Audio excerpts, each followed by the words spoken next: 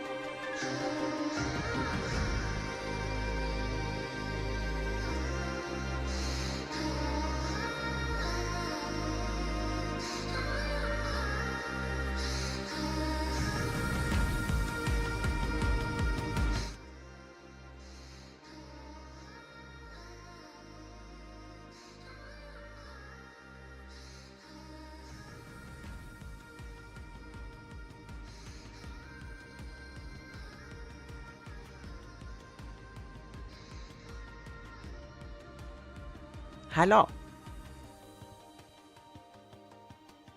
Hello, everybody. Hello. Welcome to the Lumen stream. That's me, Lumen. Welcome.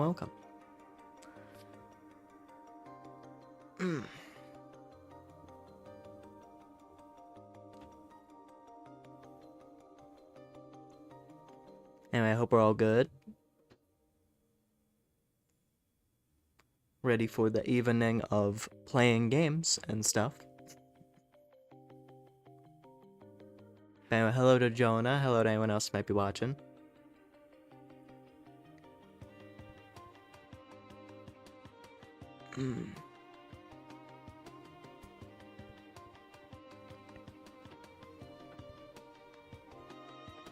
Yeah, I'm not sure. Not sure what we're gonna... Not sure how long we're gonna go for tonight. We'll see, though. We'll see depending on how much there is to do and the things that I want to play tonight. Hello there, Vampire Karen. Hello.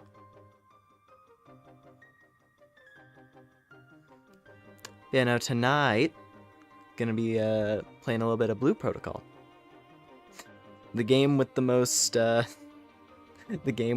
needlessly convoluted and controversial development cycle for no reason. Or more so the release. The release of it. It took a while. It took a while for someone to figure out how to do a global release of this thing already. And it took the original version of the game dying. Like, it was...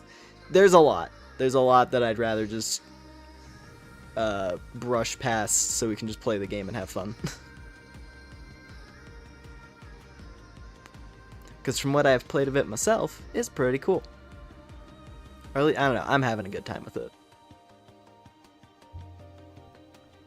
And maybe it's just because I was in the mood to play, I don't know, I've been in the mood to start another MMO. But I haven't really had anything to jump into.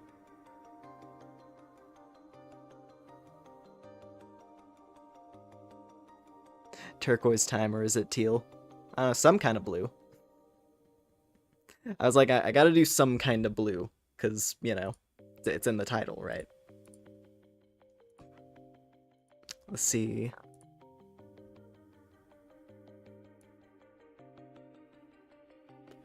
Could go with that. Bit more of like an indigo. Maybe that would be good, actually. I haven't really done that type of blue much. Typically when I do blue, it's always something like that. I'm gonna do this.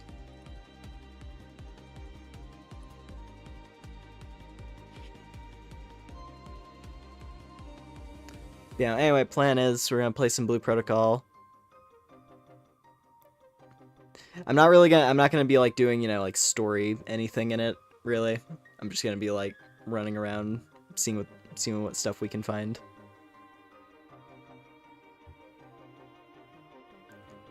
Or honestly, we might just play around with the character creator for like half an hour. Maybe longer.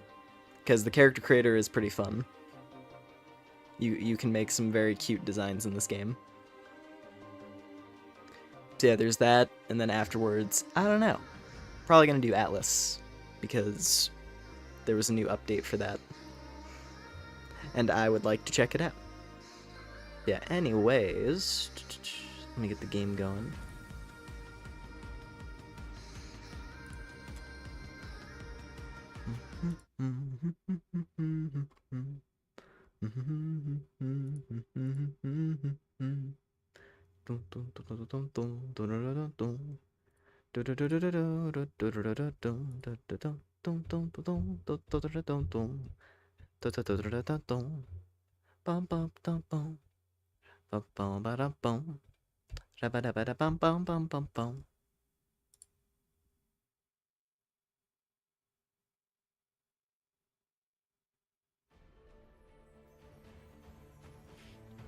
I'll just have to sort out the audio here. I think that should be okay. Game audio looks fine. Alright, Blue Protocol.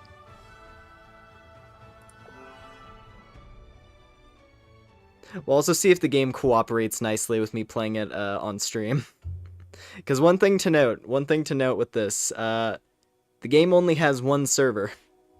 Or it has like, yeah, it has like one world with like all the like separate server instances in it.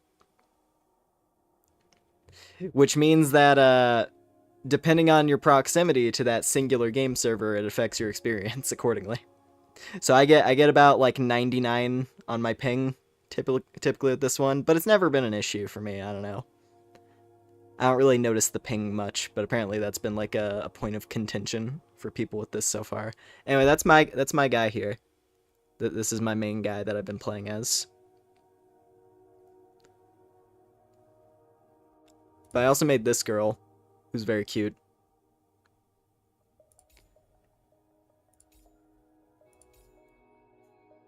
I just like looking at the way the characters animate in this. They're so cute. Like all the different expressions and stuff. Like there's so many different expressions.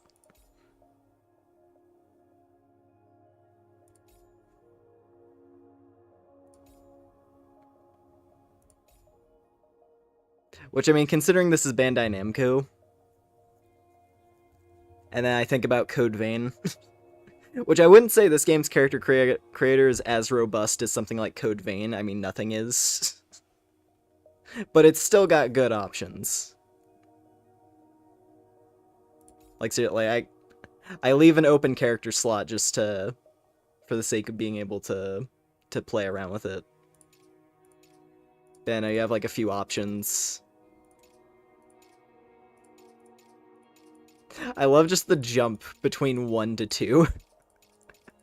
It's such a severe jump in height. But I appreciate it. It's unavoidable to mention it. So essentially, the original version of Blue Protocol, the global release, or at least the Western release anyway, was going to be handled by Amazon. Great start, I know. It was going to be handled by Amazon Games, you know, the guys who made New World, that game that exploded and died. And then right away, like, the first thing that came up, it's like, hey, the Amazon version of the game, they gutted, like, a whole bunch of different costumes and deleted body type 1, so you can't make a small character, which was just, like, anyway, just annoying. It was just annoying stuff. And then one thing led to another, that version of the game never came out. And now we have this one.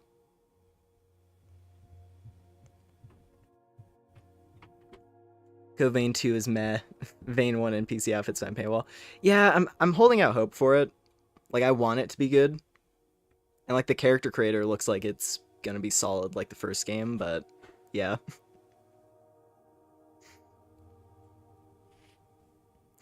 Too many Japanese studios getting the EA mindset in their approach to DLC and whatnot.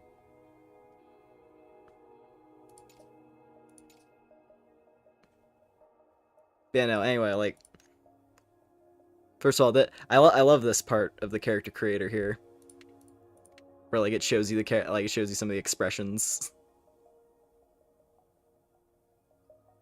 Yeah, no, I can like, one moment, like I have my character codes saved, because this is my girl from that other save slot, who I am quite fond of. And they even let you preview with all the different outfits in the game at, like, initial character creation. Which that is one... This is it's a free-to-play MMO with a ton of paid cosmetics, which it's kind of par for the course with that type of thing. It's not as egregious as some other games I've played, at the very least.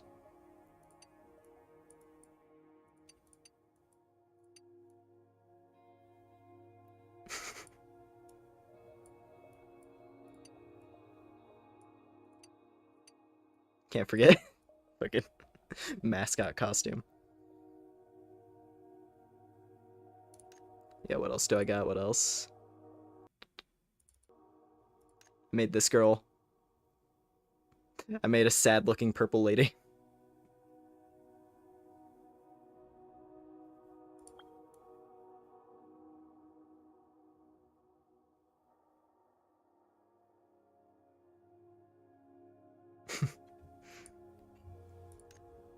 And then one of my, hold on a sec.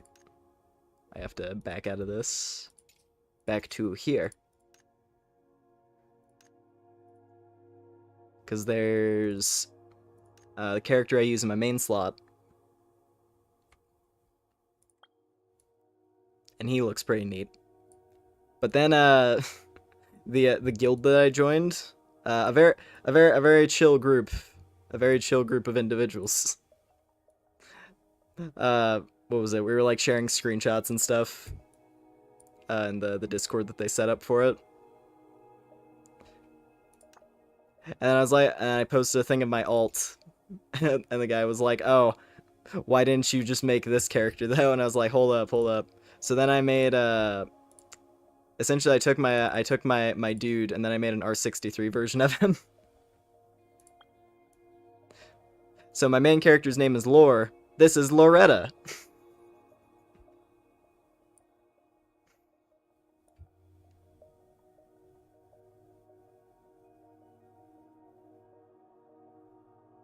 You know, I just like the way this game looks a lot.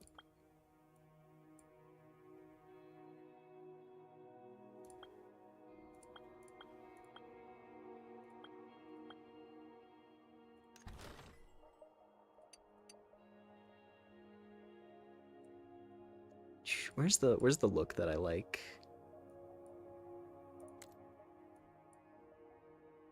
I think it was this one. Yeah, that one looks good. And then it's these. Yeah, there it is. Perfect.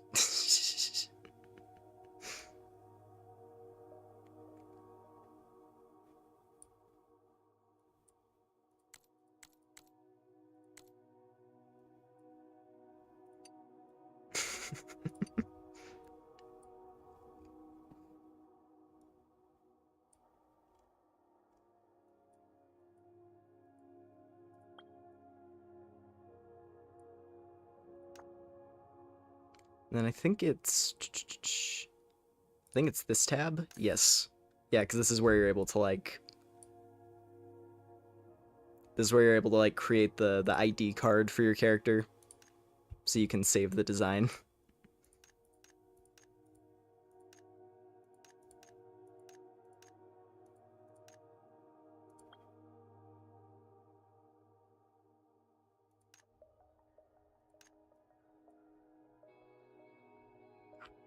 Can't really. Oh wait, there we go. I was like, hold on, I need to find the zoom. There it is.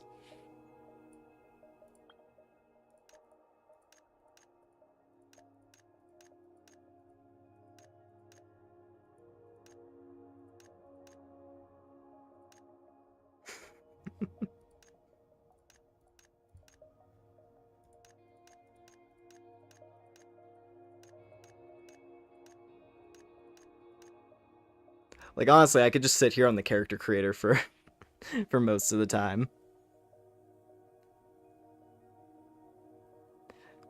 That's wrong though, energy. I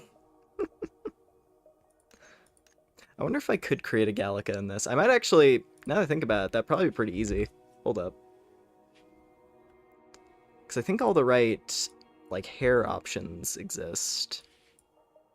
Because for Gallica, okay, so you would do, like, that. I mean, that's actually, I mean, that's pretty much already spot on for the hairstyle. maybe we could do that real quick. Hold up. See if I can fetch a picture. Metaphor.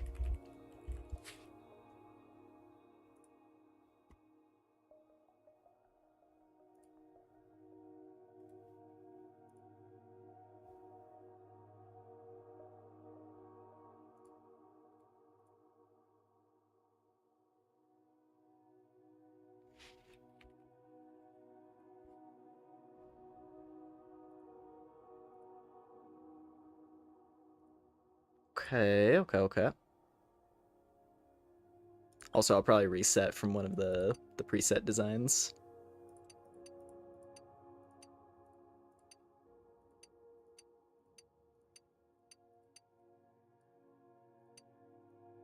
Probably start from there. And then let me grab this.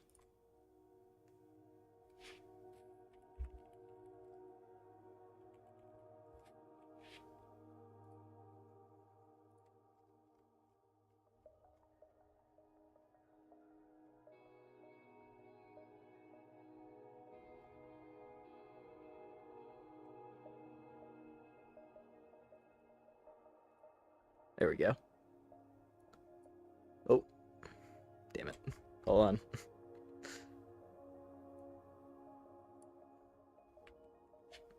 I accidentally dragged her so far I can't pick her up on OBS again. Hold on.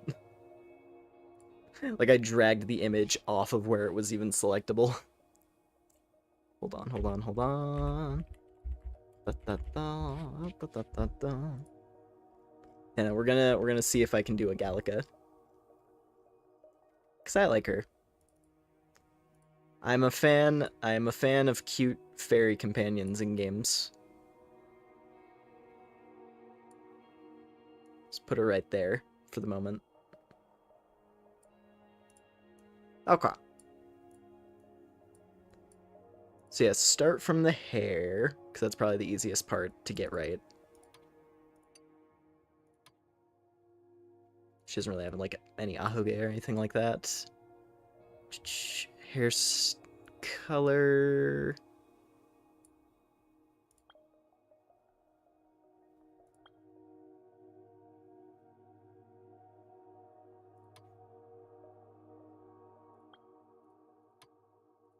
There we go. I was like, what? Why is it only changing a slight bit of the hair? That was why. Because it had a gradient turned on.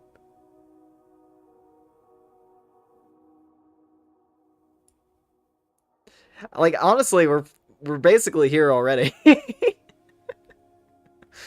This preset is quite solid.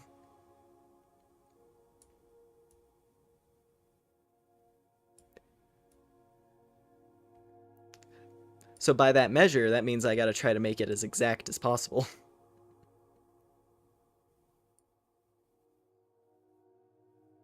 I think that's a pretty close shade of orange.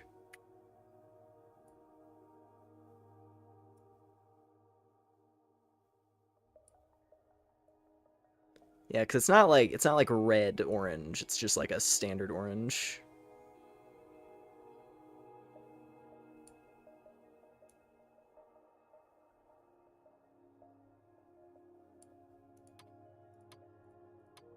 I think what I'm gonna do,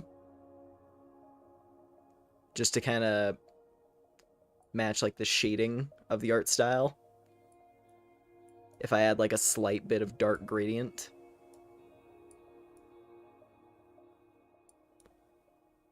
Just so that like the tips, right? And then highlights, there won't be any highlight.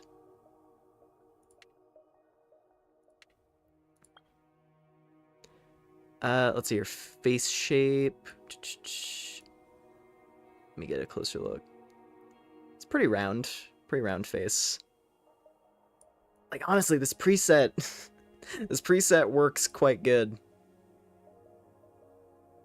Sorry, there's like you know those like weird little, like it's not a fly, but it's just like one of those ones that's like a ball with wings.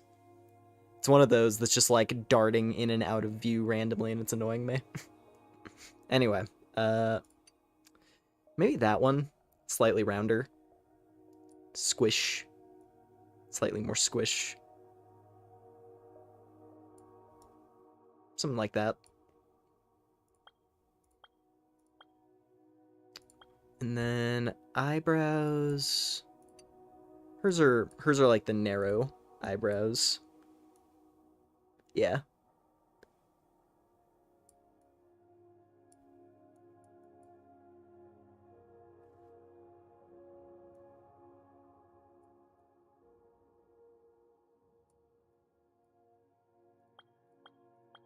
Then for eyes,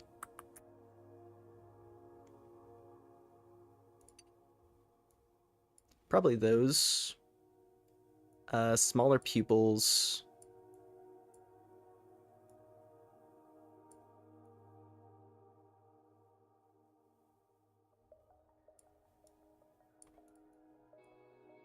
Something like that.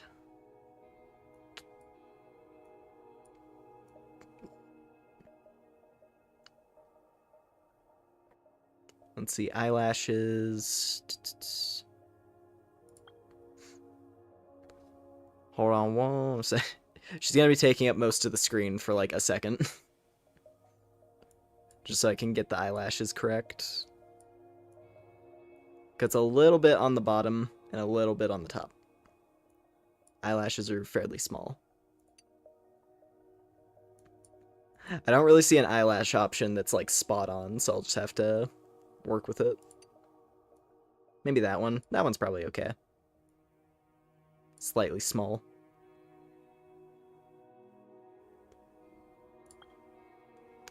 And then the pupil. I don't even think I killed it. Oh well. Sorry if that clap was like a shock. I don't know how much that picked up on the microphone.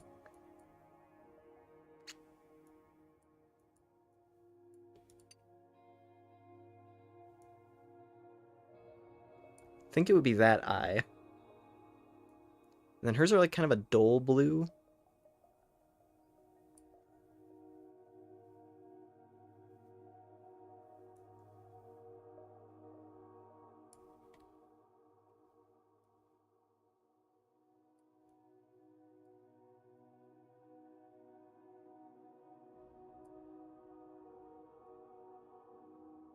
That looks about right, I think.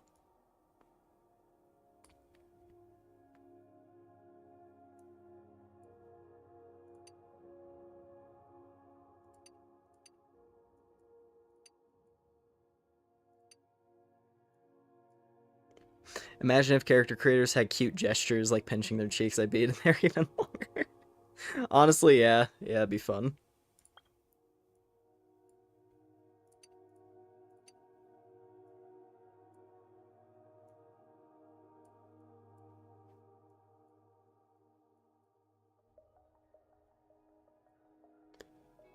Uh,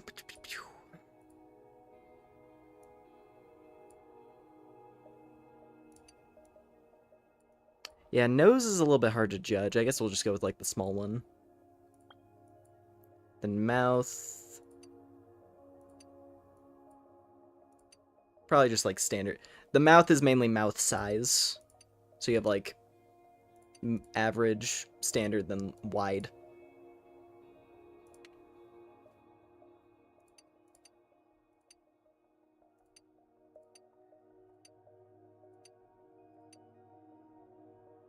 Did I say average, standard? I meant to say like small, standard, and wide.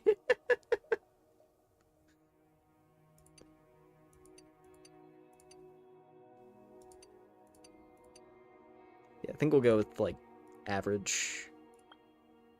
Teeth. Unfortunately, as much as I would love to give this character the shark teeth, that is not accurate. I'll give her like a little yiba. Even though Gallica doesn't really have one of those, because I don't know. They just decided not to for whatever reason. Oh, it's like the skin. Wait a minute. Oh, I think that one's like the actual like tooth, and then this one's the skin fang. I didn't even realize. I think that's like the. I think that's the skin fang as opposed to the actual tooth being the pointy little tooth. That's rare. You don't see that in character creators. Confirmed skin.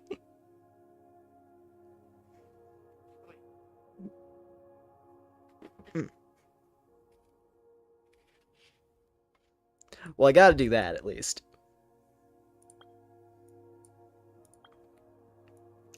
Now let's see her makeup. She doesn't really have makeup to speak of. Like, there's no eyeshadow or anything of note.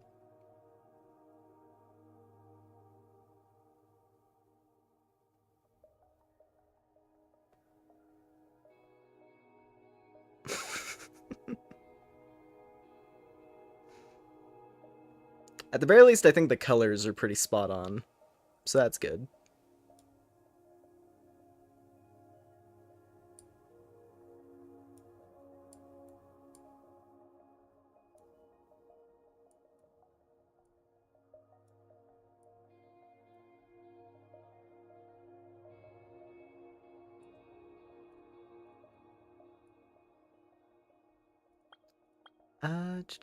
Markings. That's kind of the problem. She doesn't have like a ton of extra like details. So I'm just gonna have to leave a bunch of these slots blank. I guess I could do like just a very, very modest amount of blush.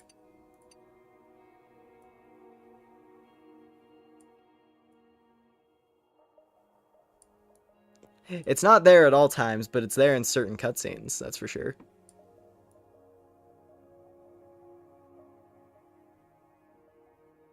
Just a very, very slight.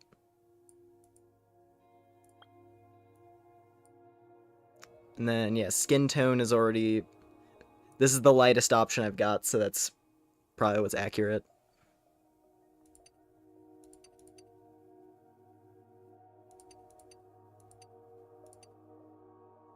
Let's see her height. Yeah, minimum height.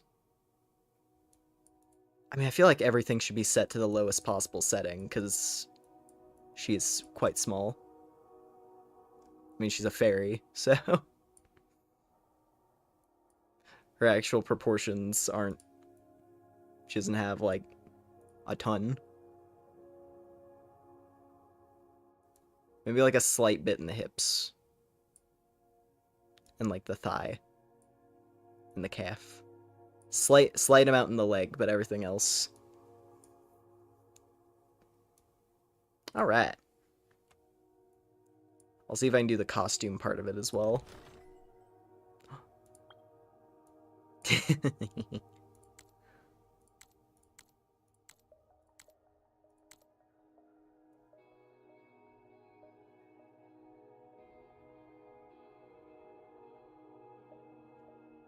Nice. This is great already. I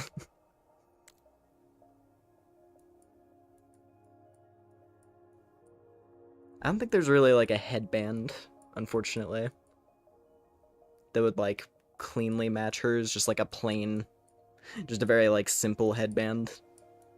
They all have like some kind of extra detail to them.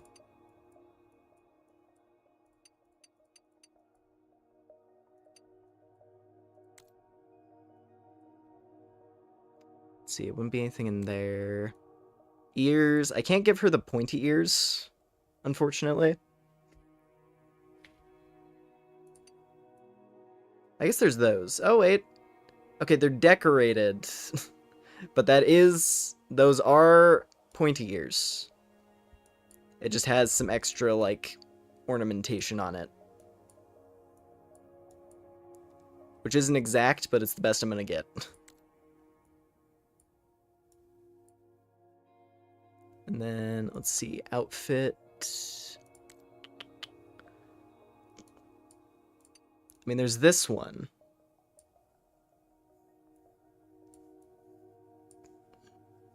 I don't think there's many. I don't think there's many that would be available that would specifically match, like, her outfit one-to-one. So that's probably the best option. And then I would just recolor it. You don't actually get to, like... This isn't actually picking your character's outfit. This is just, like, previewing costumes that are in the game. But it is nice that they include the ability. And I'm pretty sure her costume... Like, she's basically just wearing a one-piece, isn't she? So the leg part of it might be tricky. I might want to go with, like, a full outfit instead of the top and bottom separately. Yeah, because she...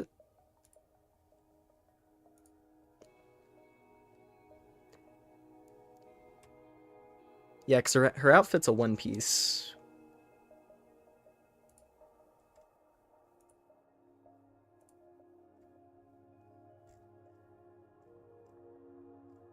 So we wouldn't really do pants.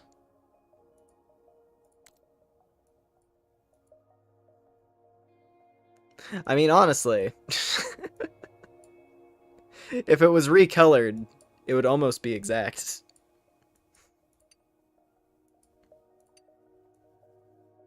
Probably not that one. It's a little bit tricky.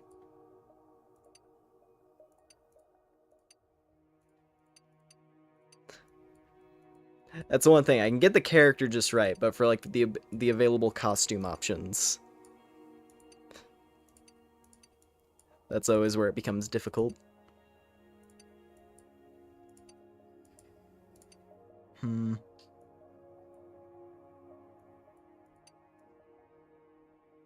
Could I create her knight costume? Like her combat gear? Because that might be more doable. Because that one she has like boots and stuff. So maybe I'll just like pick one of the shorts or something like that. Call it a day.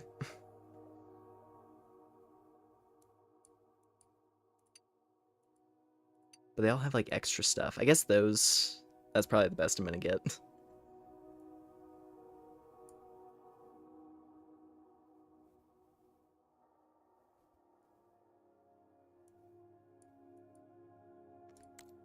And then let's see here. So gloves.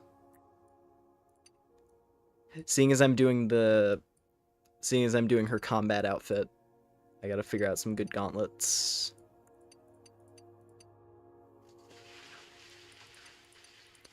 Probably... It doesn't come up to the same length on the arm, but design-wise, those look fairly close. And then for the boots, this part should be fairly easy.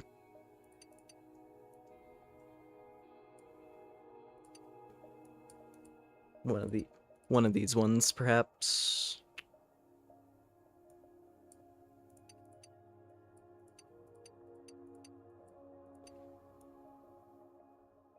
Those kind of work. Or maybe just do these.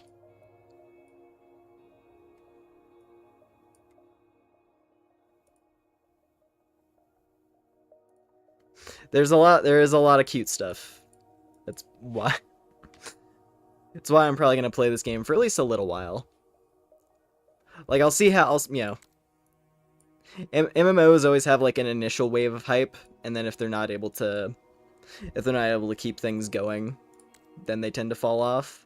But at least for right now, I'm having a good time. Also, since the legs are... Because the thing is, these shorts come with thigh highs, which initially wouldn't work, but since we're doing the combat version of her outfit, now it does work.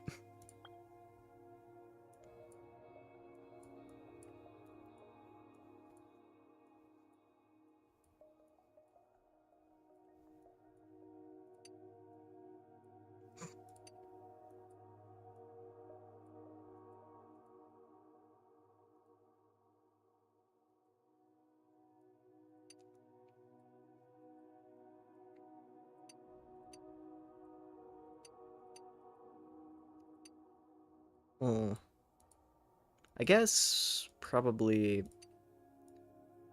I mean, that one looks the most appropriate to her design.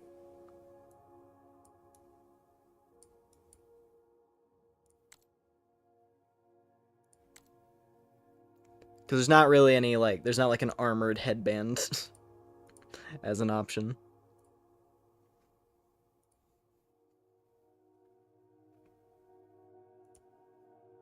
That has, like, the knight visor and everything. I guess hers has, like, little wings on it. When she has her battle gear. Do any of these have wings? I mean, there's that. But it's not a headband.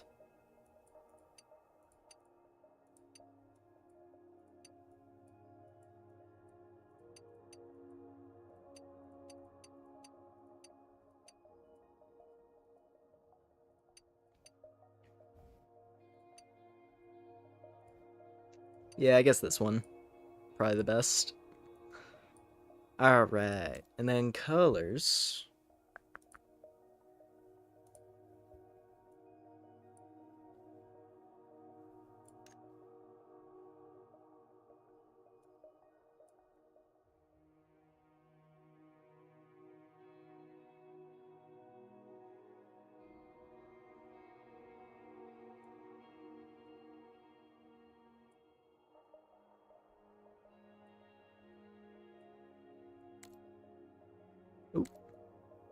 Not that.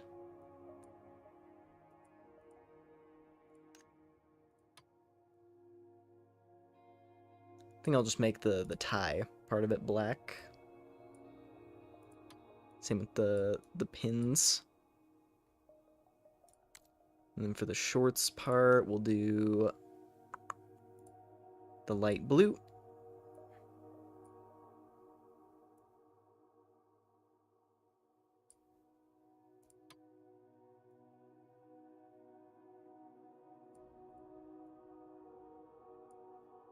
Slight bit of yellow.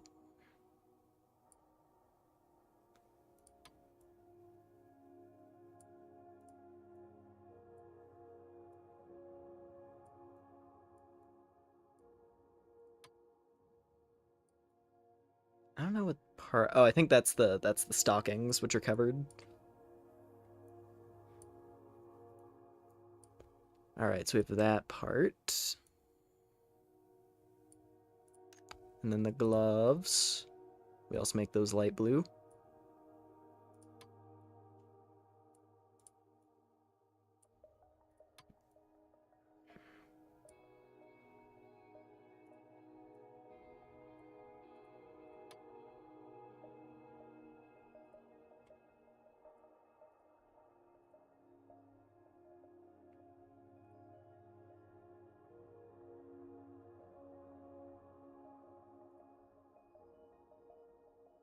I guess her fingers are slightly exposed. I wonder if I could try to make the glove part of it emulate the skin tone.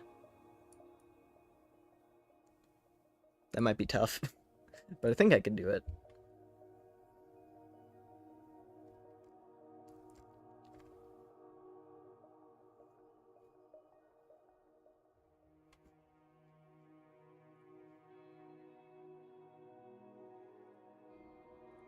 Either that or I also just make the hands light blue as well. That's probably the safest option. 'Cause it really is just like her fingertips. It's not the full hand. So that probably looks best. Let's see here. The boots. Gonna follow the same color as the gloves.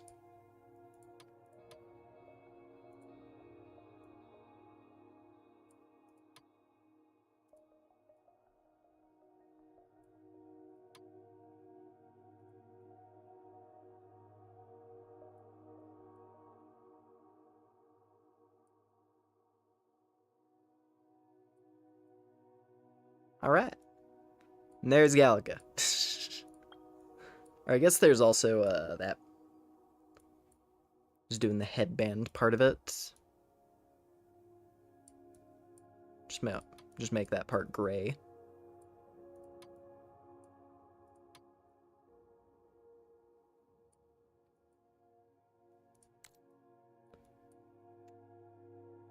And then the ears, unfortunately, do not recolor.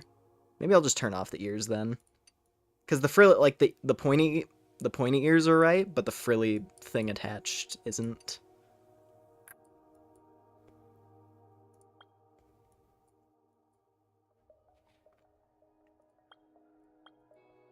And there we go.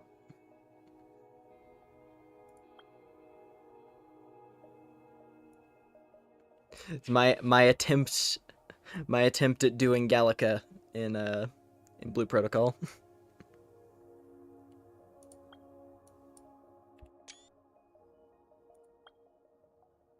I don't want to get the angle on that right.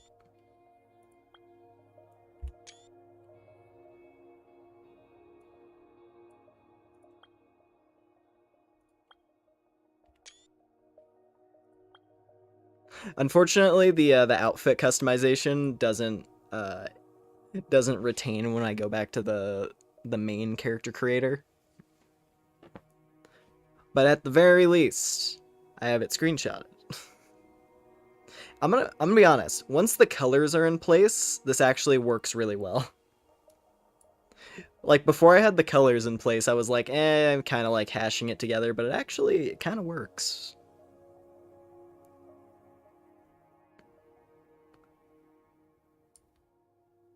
Hang on, let me I think it's still in here. There she is.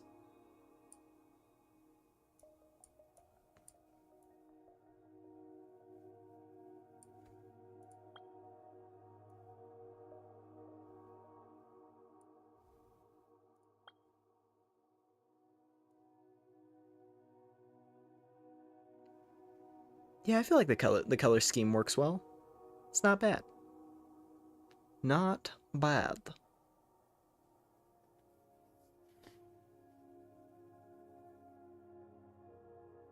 Hm.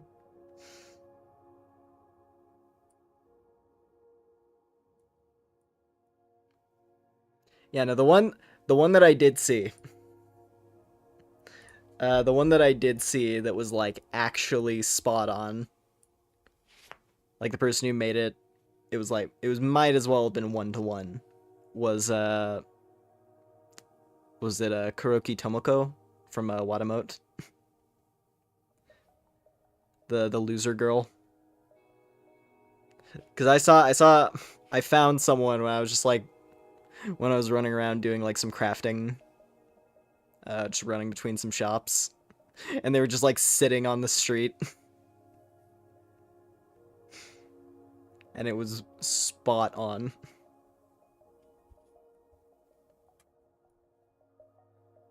Ah, this is really good. I'm actually really happy with this Gallica.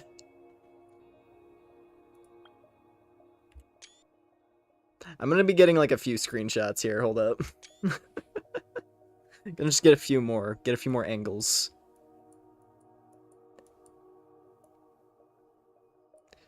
And the funny part is, outside of the headband, I know where to get all of these costume parts. Because a couple of them are from, like, the paid shop. It's the, actually, it's only really one part. It's the shorts here. Which are, like, $1. Maybe even less than that. They're like, 80 cents or something, if it was to translate directly to cash. Because it's in, like, the cheap cosmetic shop. Other than that, though, I'm pretty sure most of this outfit would be doable just through gameplay. Because the gloves and the boots are from the, I think it's like the boss fight shop, like the currency that you get from doing boss fights. Or is it the guild shop? I don't remember. It's one of those. Yeah, I'm pretty sure I've seen it in one of the shops. Oh wait, no, different gauntlets. The gauntlets are slightly different. The boots, the jungle gale. My head's blocking the name of the cosmetic. But those boots are correct. And the thing is, if it was Gallica, I would make her like a sword user, like a sword and shield user. So she'd already have heavy armor. So I would already be like she would have gauntlets and boots through that. So I would just like I would just make it so that the actual equipment piece was showing instead of a cosmetic item. And then just do the top and the shorts. And then she'd be good to go.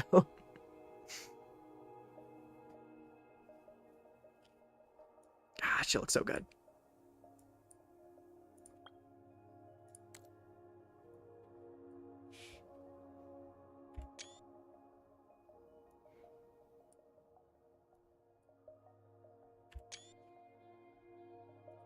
Anyway, back to here. Let me, I'm actually gonna create the share code for this one. So you too, if interested, could have your very own Gallica to run around with. Can you pat her head? Unfortunately not. Unfortunately not.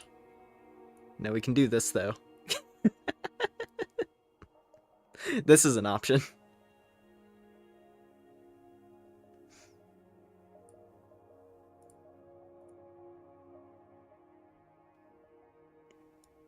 Let's see. How do I want to have her pose?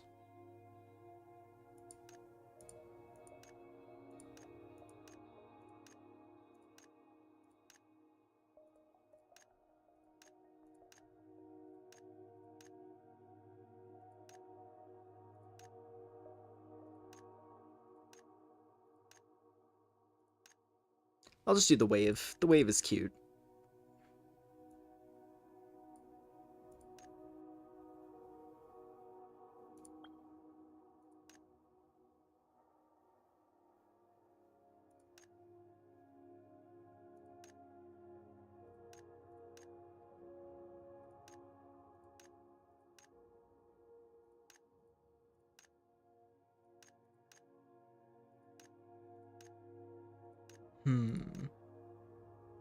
Probably just like regular smile.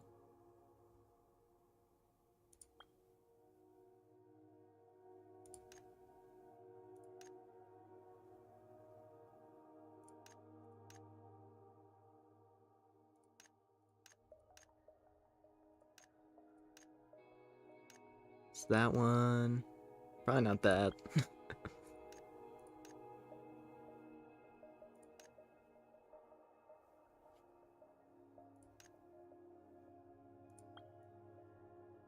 Do that one.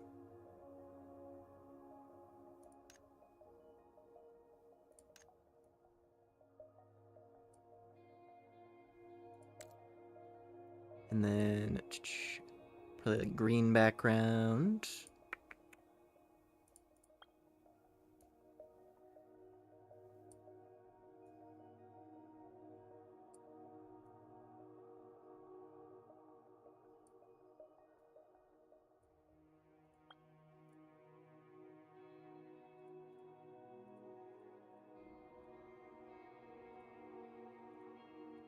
And let's go default on the camera filter.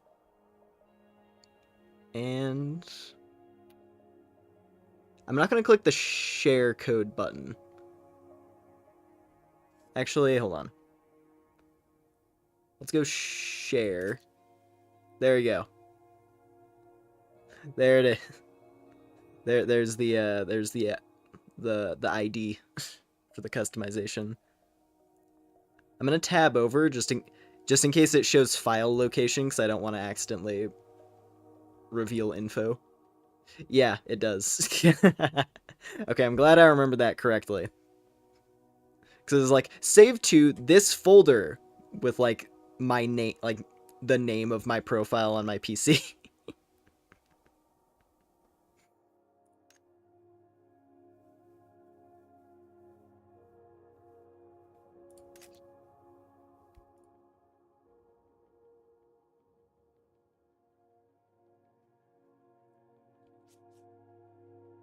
Alright.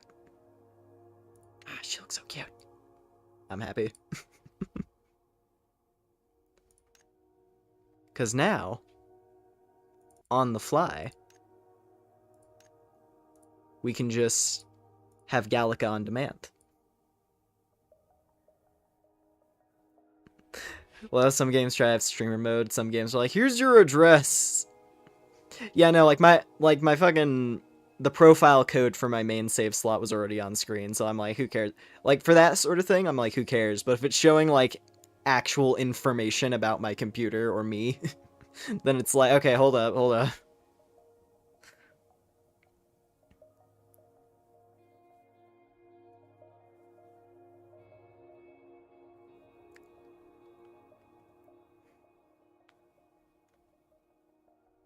It's not even like the name on my computer is, like, one-to-one just my name.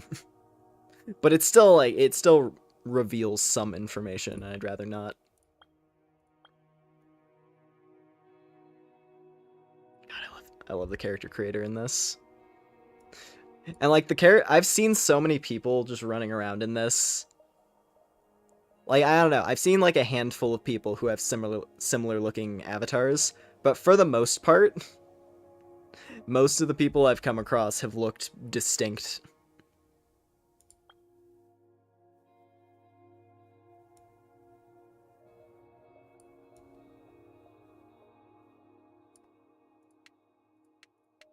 Oh, it's right here. I was trying to remember. I was like, there's another posing tab.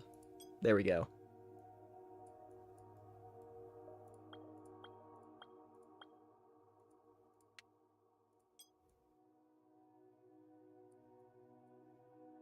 That's what I wanted.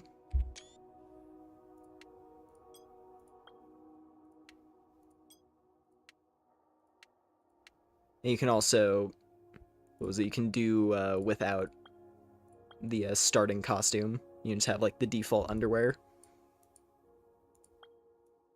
the basic clothes.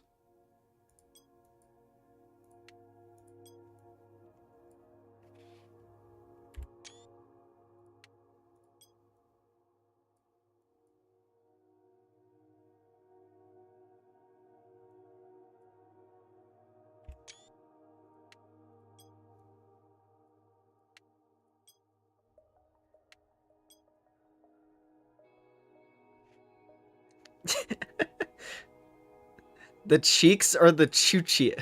What is choochiest? what word is choochiest? Like, I think I get what you mean, but still.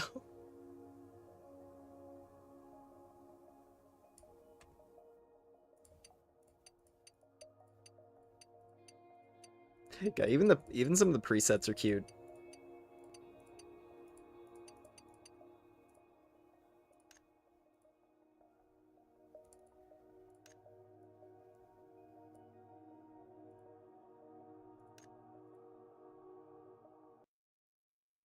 It is a proper word, huh?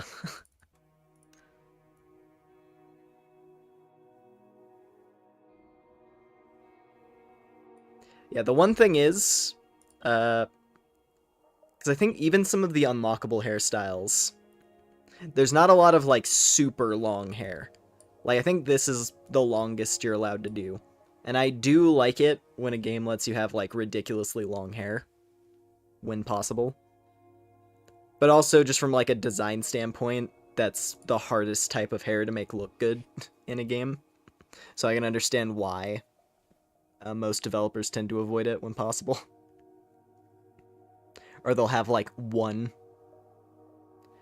You know, I think about the, what is it? The Master Rank Kulf Taroth armor. How it gives you that insanely long, like, massive hair. Which, that's one of my favorite headpieces in all of Monster Hunter. But, like, so few games will do something like that as a customization option.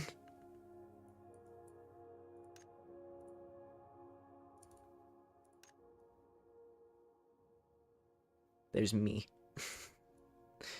Or at least the alt. The alt for my main guy.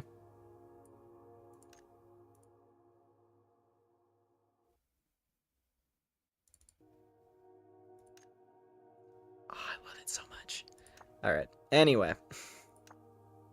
That's enough character creation. Let's play. Let's look at what the actual video game entails. An hour later. An hour later, let's look at what the actual video game is like for a minute. I don't think I'm too late for some of these things. I'm gonna go try to see if I can jump into a boss fight.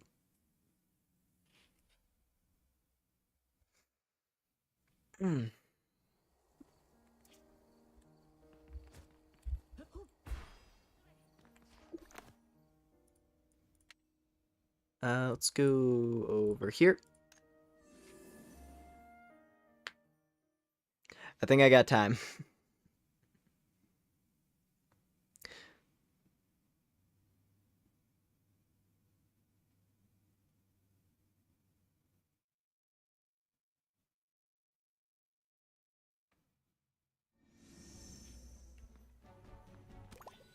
Just get on my rabbit.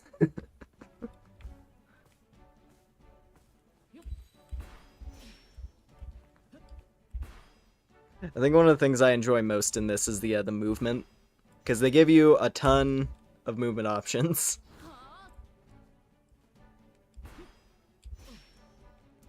Also, can I... Yeah. I'm just gonna turn off the chat. In case, like, guild messages pop up. Keep that private.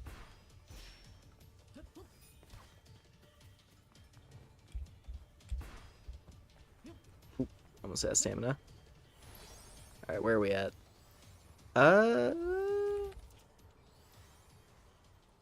See if I can get into a different session. Let's go into Yeah, sure.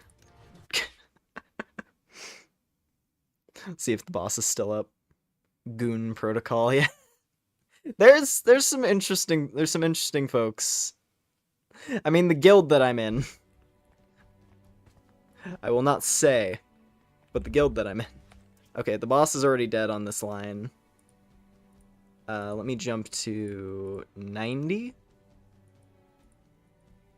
Alright, let's just go to 100. Damn it.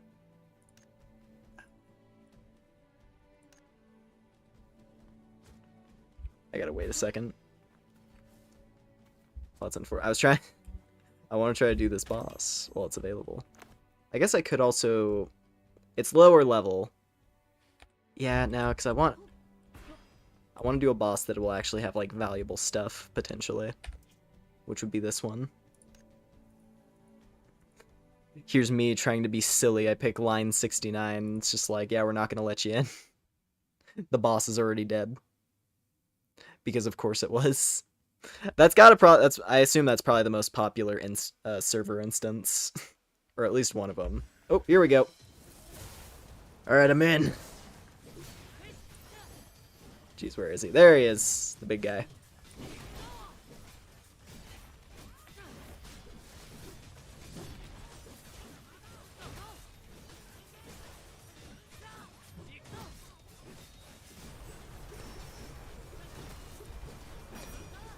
Totally isn't something like Kani Connoisseur. If I could do can I do... Hold on. I forgot if whistling picks up on my microphone. Hold on. Nope, it doesn't. I don't know why my microphone stopped being able to pick up whistling. It used to be able to. Maybe I have some setting turned on. Anyway, here's me, like, putting my hand... here's me putting my tendrils behind my head, looking off to the side, whistling, like you didn't just call me out 100%. Instantly.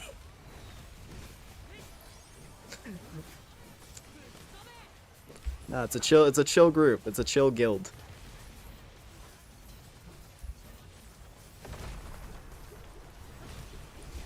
Ooh. God, what the gameplay in this reminds me of? In a weird way, this game almost to me feels like a slightly more simple version of Guild Wars combat. In terms of, like, how it feels to move around and use skills and everything. And even the way, like, fights like this look, where it's just like a million things flying all over the screen all at once, because everyone's throwing out their attacks. Oop, where'd he go? There he is. This guy jumps around all over the place.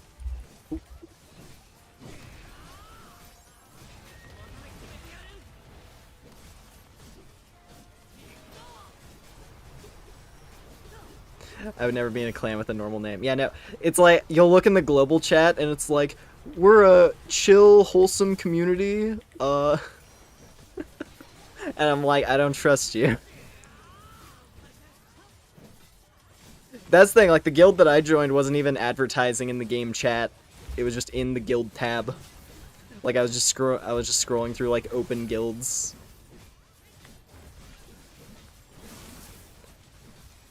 And then I saw the name, and I was like, "That's the one." And they were all like, they're just like super nice and friendly immediately. It's crazy, right?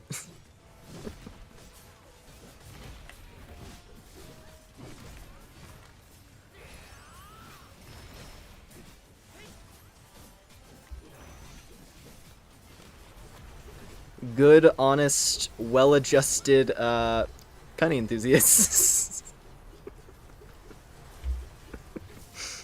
Anyway. God, I love this. The classes in this are pretty fun. There's a lot of cool options. The one that I'm doing right now it's called the Heavy Guardian.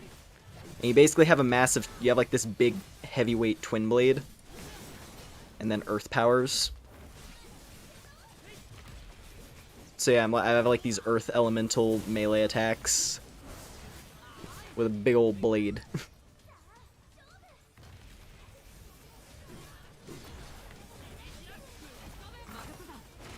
Also, there's this system. This is a system I really want to be able to do more with. Essentially, there's a boss summoning mechanic, which has a little bit of gacha involved. That's the weird thing. This game is like in a weird area between being just like a standard free-to-play MMO and a gacha game. Because all of like the standard gameplay systems just feel like, it feels like a regular game, just like a regular MMO, in terms of like progression and like getting your gear and everything. But then it's like, hey, here's this boss summoning mechanic, where you roll a gacha to try and get your boss summons. But then you can also get them as drops, so it's like, I don't know. It is simultaneously like a regular free-to-play MMO and a gacha game. Oops, spin. Disengage for a moment. Yeah, no, like if I... What was it? If I got lucky in this, with the loot after this fight, I could get an item that you craft into a spell that will let me summon the brigand leader here.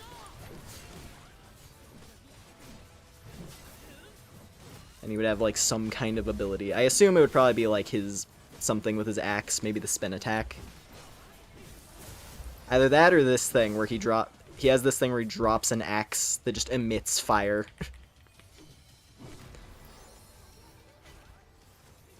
So I don't know if it would be that. I have to look at what his ability is. There we go.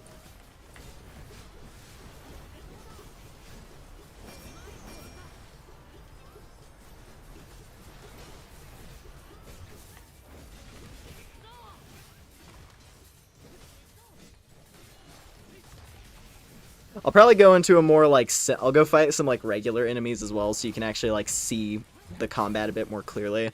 And it's not just like a wave of effects flying all over the screen at all times.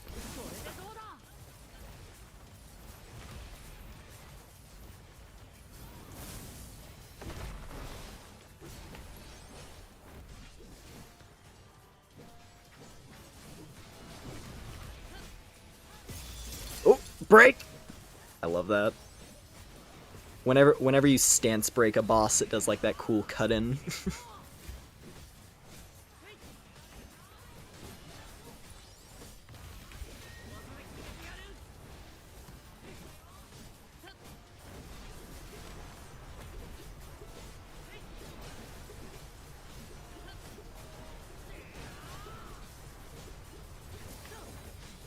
Ooh, hey, I endured the whole way. I didn't have to disengage that time. Nice. I'm trying to get good at the survival mechanics of this class, because the Heavy Guardian's one of the tank options. So I'm trying to train myself to like not disengage when I start taking a bunch of damage, and to try and figure out how to use my skills.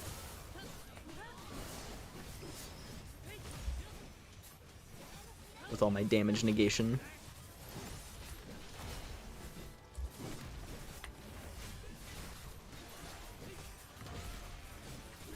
Oop, there's a dead guy there.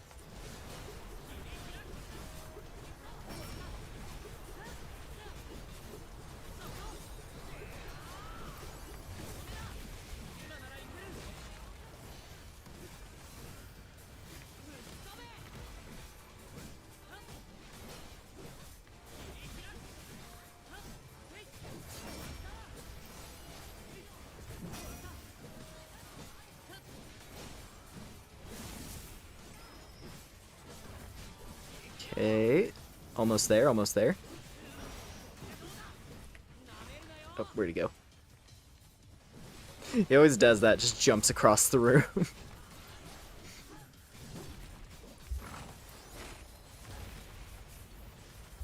That giant Yeti thing that's been popping up, by the way, is my character.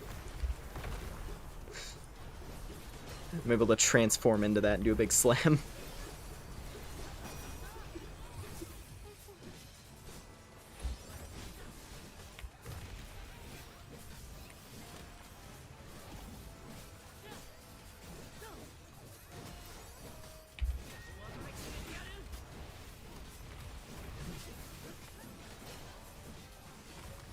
Almost there.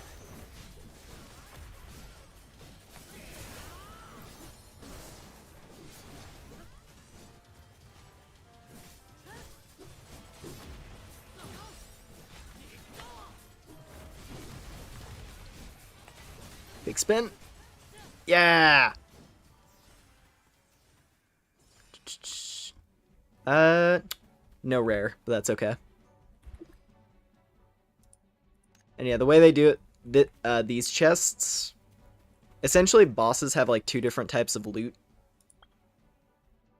So they'll have like the reward list, which is all this stuff, and that's what's in the chest, which you can only open a certain number of those chests per day.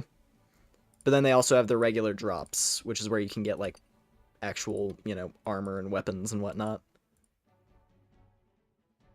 Yeah, there's the hog boss. Well, so there's these guys. I like this one, the spider crab. Yeah, no, if you get really lucky from that that reward chest, you can get this thing, which then you craft the battle will into one of these, which are summoning spells.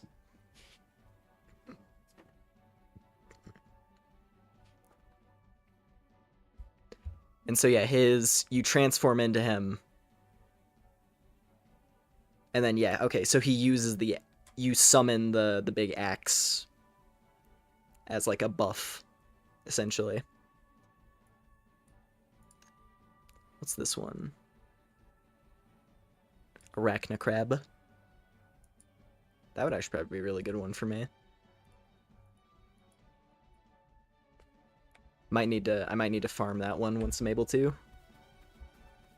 Or once my keys refresh.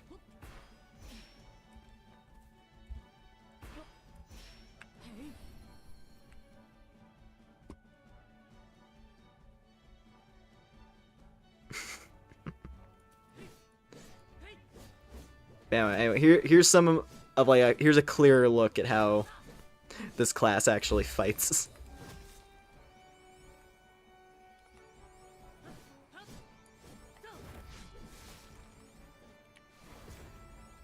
I have like a guard thing there. Big rushing attack.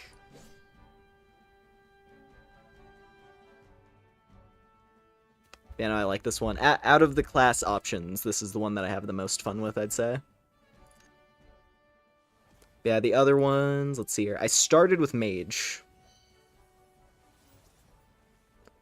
Which the Mage is pretty fun in this.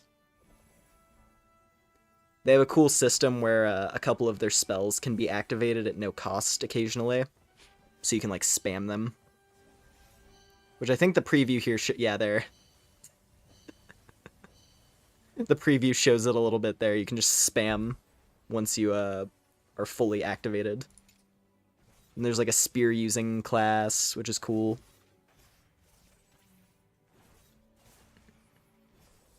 I was tempted to go with this one, but I ended up going for the Guardian instead. The healer is pretty fun. You have like all these cool nature spells.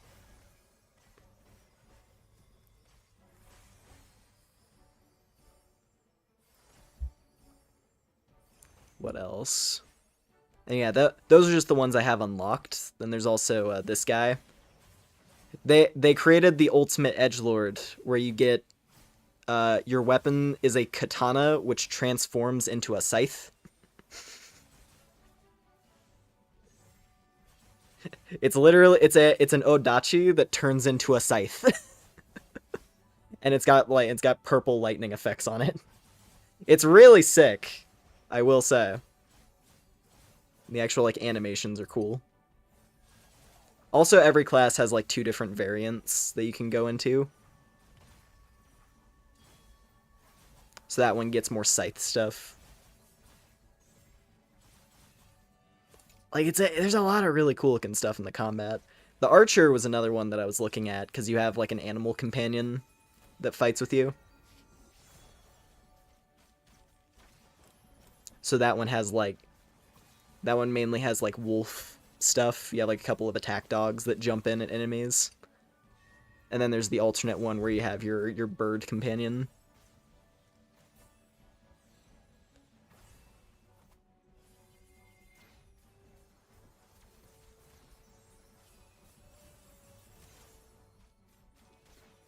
The archer is pretty cool. I was tempted. I was tempted to go with archer, but that's it. It's hard to decide. All the classes are pretty cool. You got the sword and shield. They have like faith powers.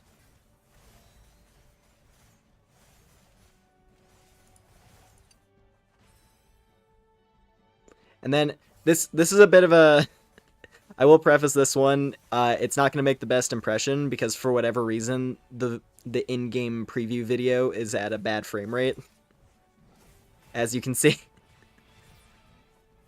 But there's a battle bard.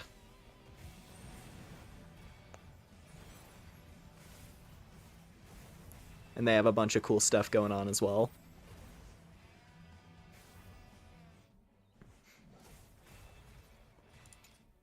You know, I like the Guardian. I don't know which version I want to play as, though. Because they have an alternate, like, subclass. That's the thing. I'm at the point where I have to pick what my subclass is. And there's, like, the standard one, which gains a bit more just, like, direct offensive power. But then there's one where you get a counter stance. And I don't know which one I want to go with.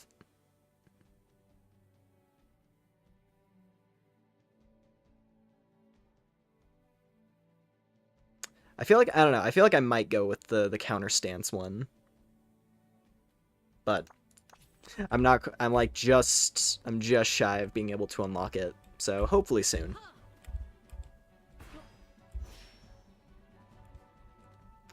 And then let me check the time. Ooh, actually we're right at the turnaround. Let's go do another boss. I was saying, like...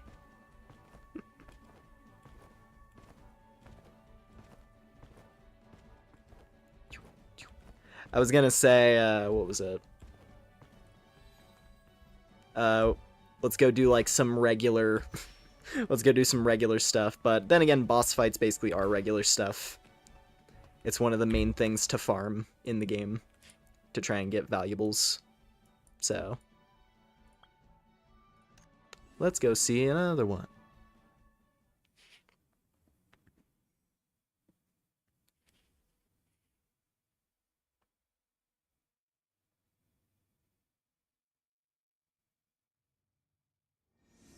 We do get to go to the underground, which I do like this area a lot.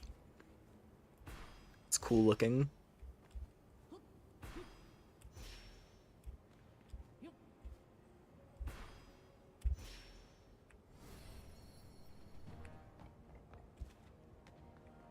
There we are. In but a few short moments, there will be a creature here.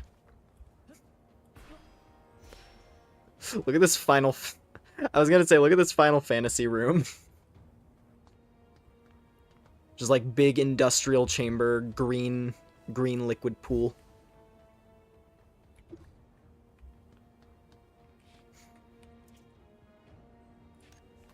me see. Did I have anything valuable? Yeah, we didn't get any rare stuff from that last boss. So hopefully this one. I'm trying to like kit out my my gear set at the moment. Cause yeah, I have 2 legendary items. I need to get more. I played one Final Fantasy and that's the most accurate description. It was a weird thing where it's like you look at Final Fantasies 1 through 5 and they're all very like traditional high fantasy, like medieval high fantasy. Then you have Final Fantasy 6 where they bring in like the match text stuff. And then Final Fantasy VII, they just go all in on, like, the industrial wasteland vibe. At least for, like, the beginning of the game. And then it just carries on through the rest of the series, where it's, like, futuristic meets fantasy. Which is kind of, I mean, it's a cool look. I mean, that's kind of the vibe of this game, honestly. There's things that are simultaneously really high-tech looking, but also it's very much a magical fantasy world.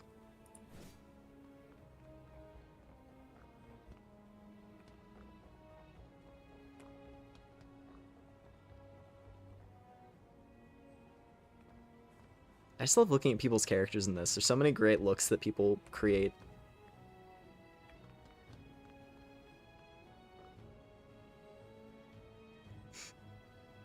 Looks like that one Vocaloid. What was it? Teto.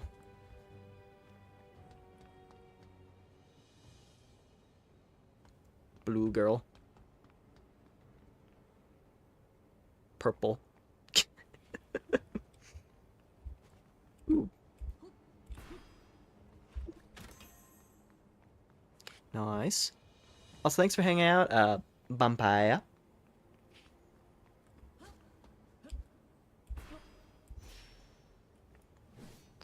See ya later. It's just about to pop up.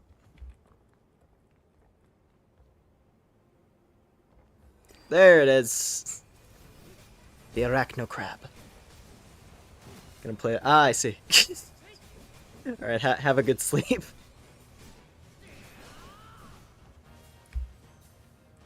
Oop. Where'd he go? The lock-on disengaged for some reason. And... bonk. I hope that hit. With how that angle looked, it almost looked like I smashed that that other player. Because they got KO'd at the same time I slammed.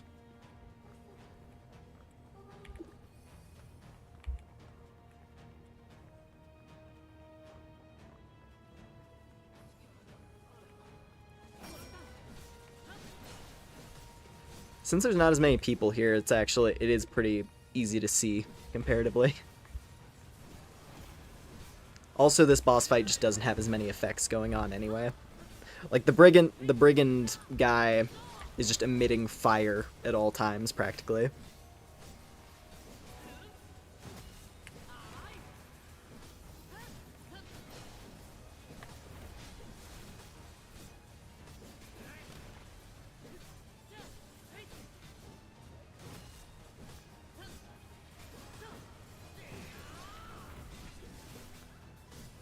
And big swing.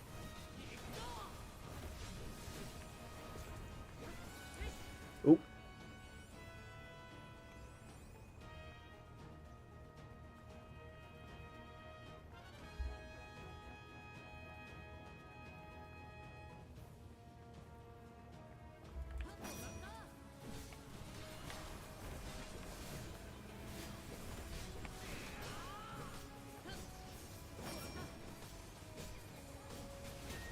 Big swing!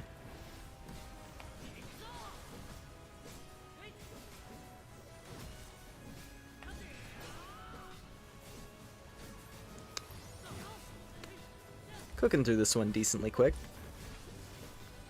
Already like, what was that? Like a sixth of the way through. And this is with like relatively few people as well. But yeah, more people are showing up, so it might speed up. I actually don't know how the boss... I don't know how the bosses scale for HP. Like, if they gain more health when there's more players present, or if it's always the same. Oh.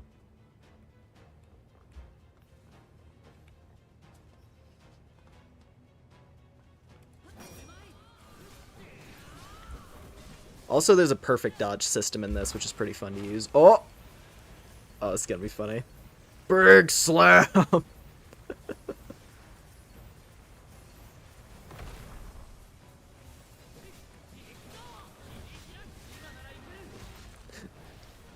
Just an army of giant beastmen.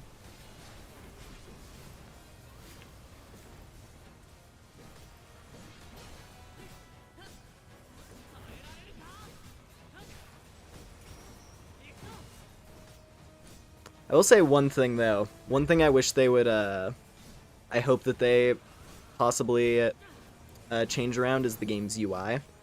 Because I do feel like some of the game UI is a bit simplistic. Like, mainly the health bars. Because there's a lot of MMOs that have really nice, like, really cool, unique-looking UI. And the one in this is kind of just basic. Like, considering the game has, like, this sort of blend of futuristic and fantasy stuff, maybe they could lean into that, right? Have the health bar look have like kind of a techie look to it.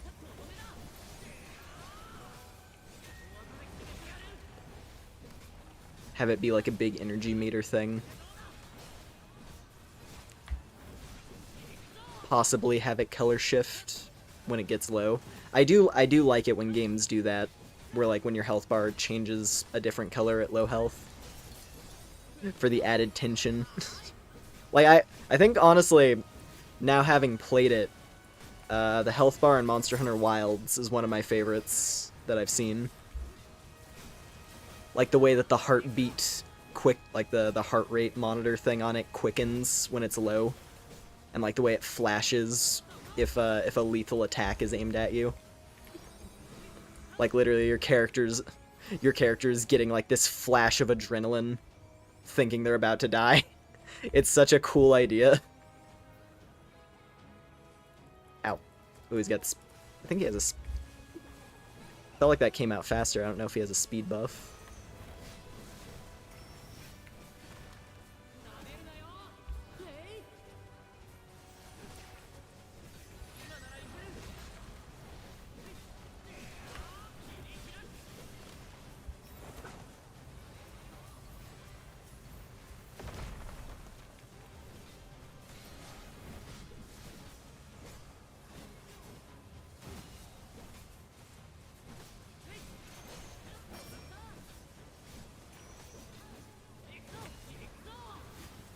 At this rate, it's gonna leave the boss room.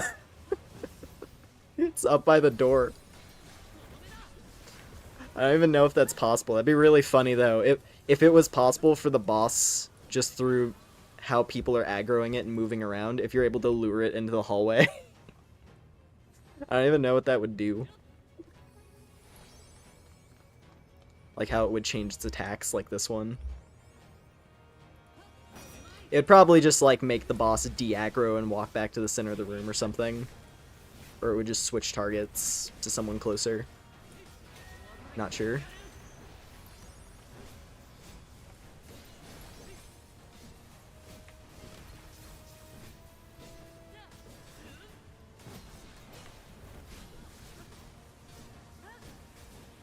I don't know, we're pretty close. Actually. He's pretty close, and the fight's only half over. I wonder.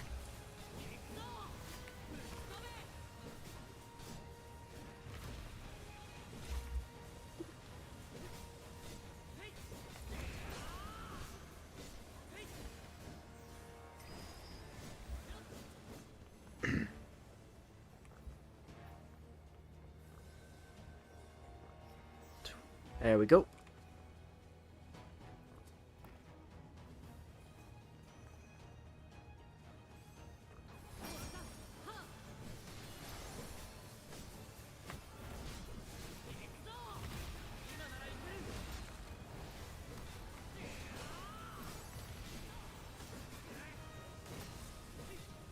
I don't know, maybe it gets stuck actually. Maybe it's unable to go further than the doorway, so this is actually like a good strategy for dealing with the fight. Because then it just locks it in place.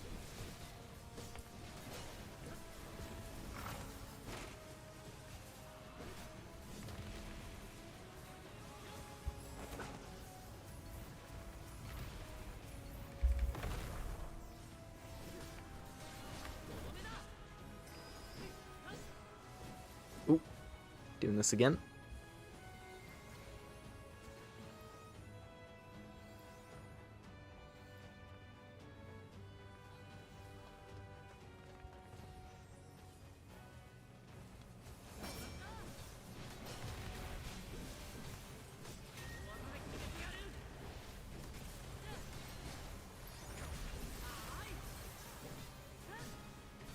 that. Just keep laying on the damage.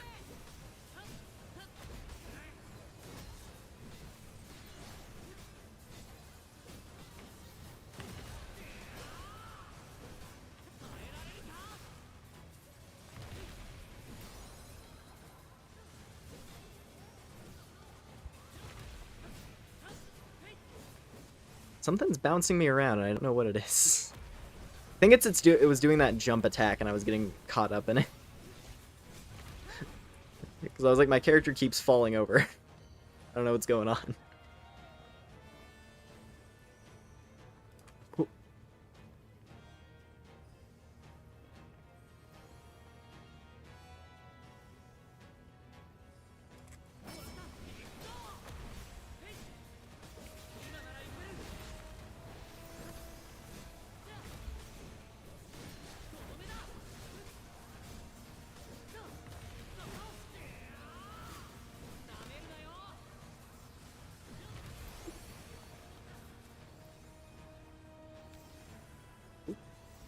One moment. Also, the game does have a... The game has an auto battle button. I've mainly used it in instances where I have to, like... If I have to, like, type something in chat.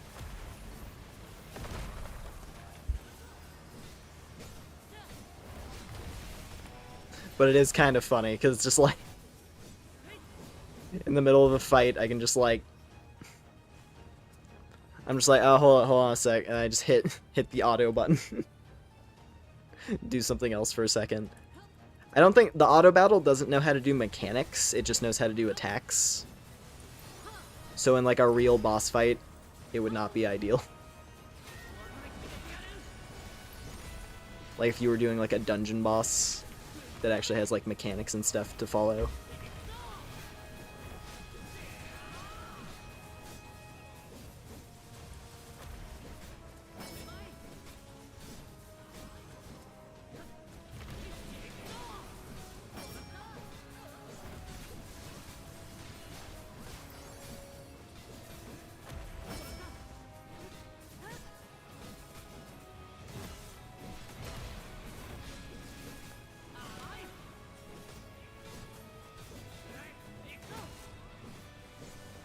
Oop.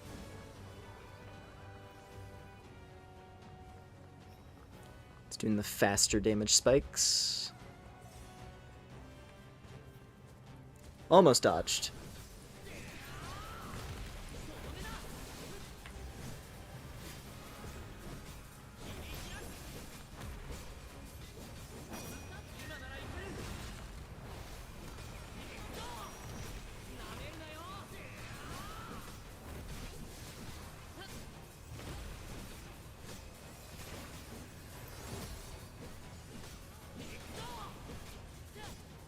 Just subscribe to two separate Polish dinosaur girl VTubers. Something 2 nickels. Who were they? that sounds like a fun gimmick. I'm a fan of the idea of Polish dinosaur girl. Gotta get out of there. Unfortunate time for me to use my big slam. That's okay.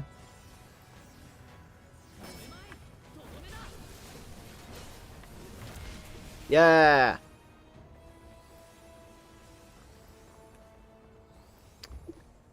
Unfortunately, no legendary drop. But that's fine. They're rare for a reason. Did get an achievement, though. Another boss kill.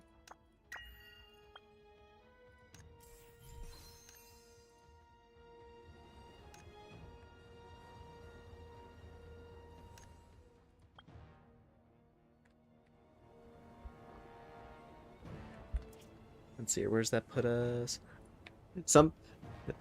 I guess one strategy for trying to get like valuable equipment is like going back and forth between field bosses. Like right now, because something to note, the game is essentially progression is time gated a little bit right now. It seems like at least for the first month. They're keeping the game kind of on a bit of a specific schedule for how they're releasing content and like unlocking sections of the game.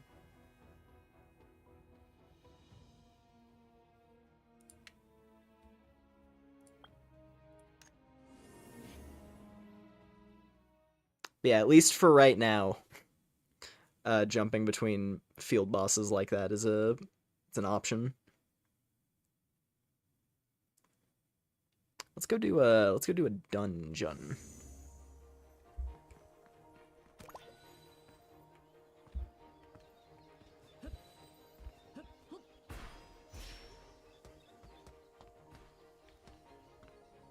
I guess we can do this one.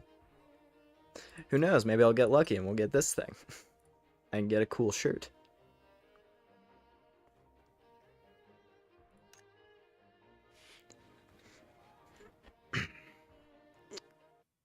Sora.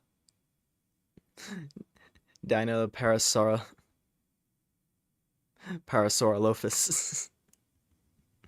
I see. Don't think I'm familiar with either of those. Hold on. Let me look.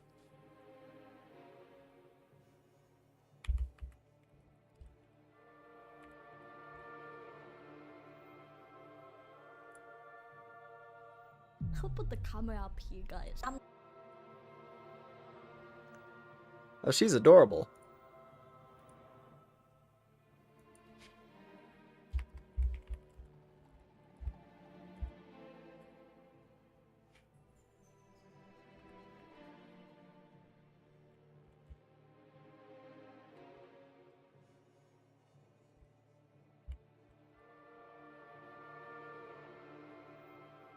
I can't find that second one though.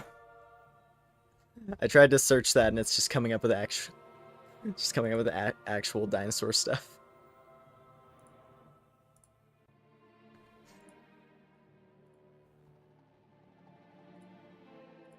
But at the very least, Sora.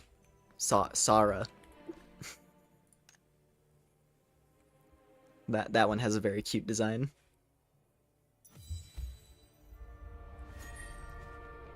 Alright, go! I do appreciate the game actually does have a rather reliable single-player system for doing dungeon runs. If you aren't in the mood to play with actual people.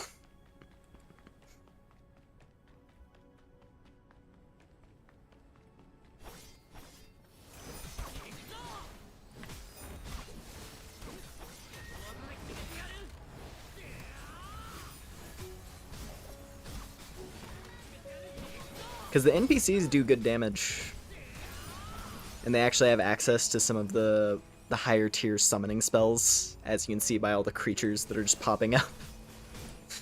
Such as that crab we were just fighting a minute ago.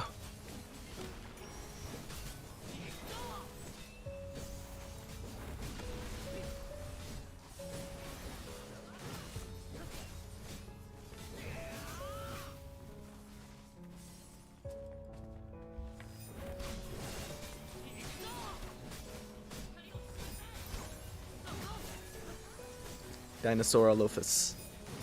Yeah, I'll have to... I might have better luck if I, like, just search that.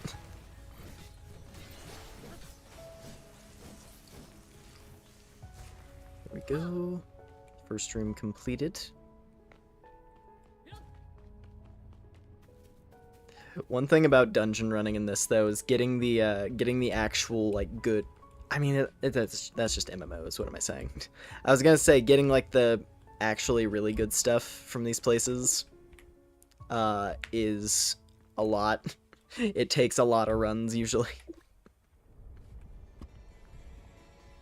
Here we go. Big lady.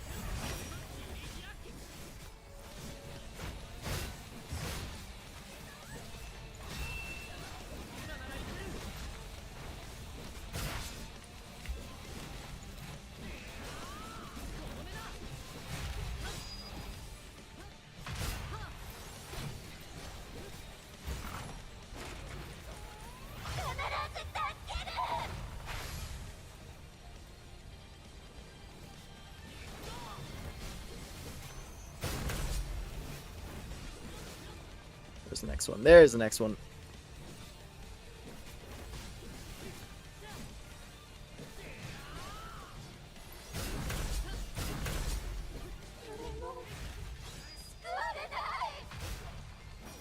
I don't know if you're able to perfect dodge that big slam move.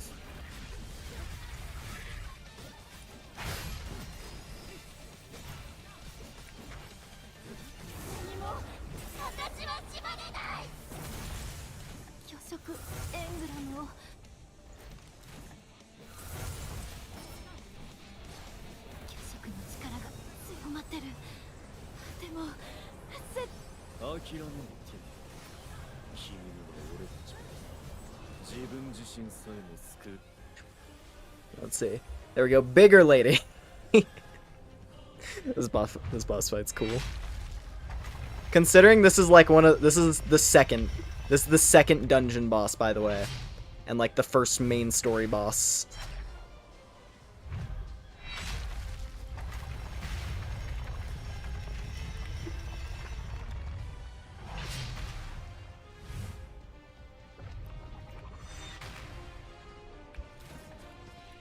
Like, this makes me, it's the kind of thing where, like, I'm seeing all this stuff so early, and I don't know if this is just, like, a tactic where they're like, front-loading all the crazy shit to keep people interested, but then it's gonna get boring later. Like, I don't know if that's the goal, or if it's just, like, they're starting off strong and it's gonna stay strong. I hope it's the latter, right? Like, I want this game to be fun, and I want it to stick around, because I'm having a good time. And it's nice to have, like, an action RPG style MMO. It's just, like, fun to play. Because I really love Torum. I love Torum, but I have been wanting, like, other options.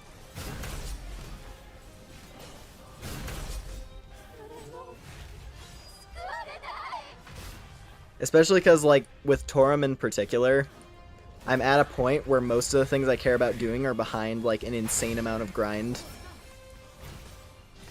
And not even like, oh, go fight fun bosses or anything. It's like, no, it's just tedious. It's tedious farming of, like, crafting skills. There we go, got her.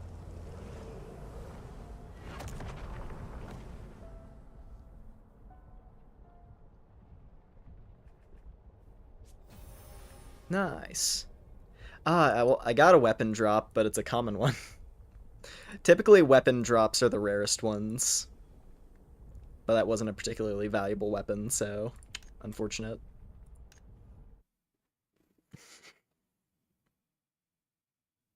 Man, I like that fight.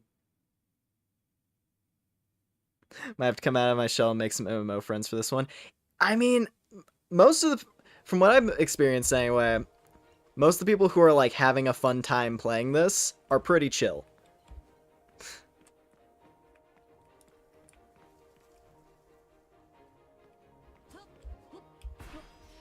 Like, the guild I'm in, anyway, everyone's pretty chill. Oh, this guy looks cool. This is, like, the first time I've seen another dude with my character's same kind of, like, build.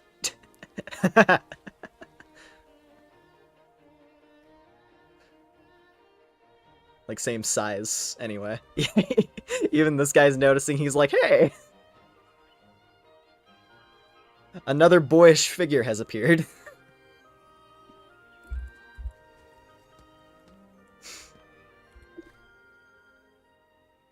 Considering like most of the people in the guild I'm in have lolly avatars, given the theme. And then most of the time when I see people out in the world, it's either like big titty waifus or big dudes. It's what you expect, right? It's what you expect to see in an MMO. It's like, what are the types of characters people like to make?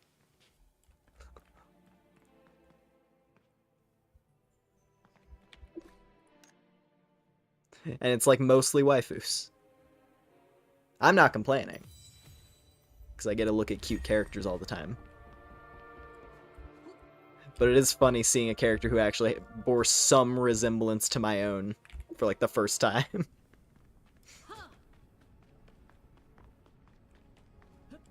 Gonna do another run at this. We'll see if I can get lucky. I'm just, like, yeah. I'm at a point where I just need to, like, I just need to get my gear powered up.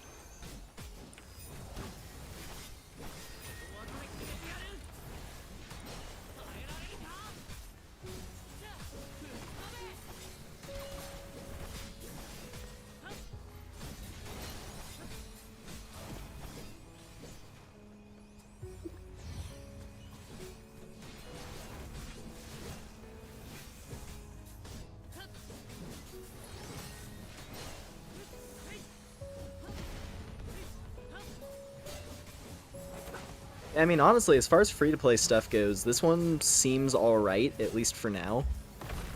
Like, there's not... I haven't seen, like, any egregious... At least, yeah, like, not egregiously pay-to-win stuff. It's mostly, like, paid cosmetics is how they're monetizing it.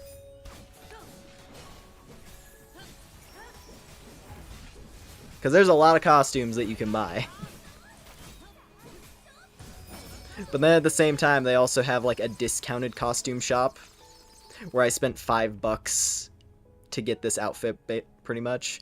Like, the gloves I'm wearing were the most expensive thing.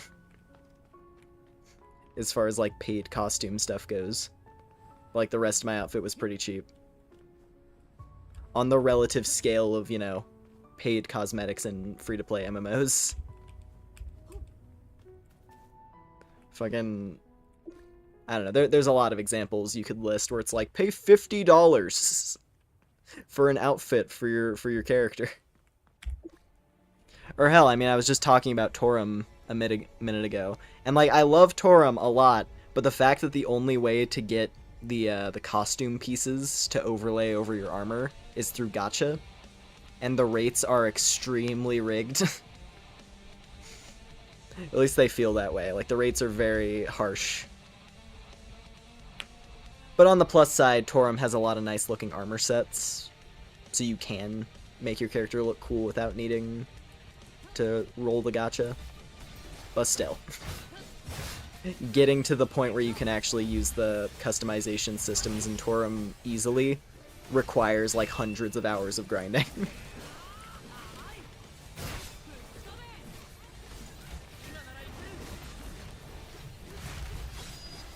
And... God, the music's...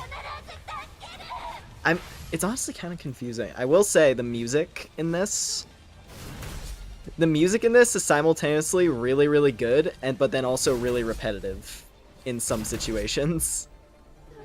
Like the standard overworld boss music, they almost all have the same theme.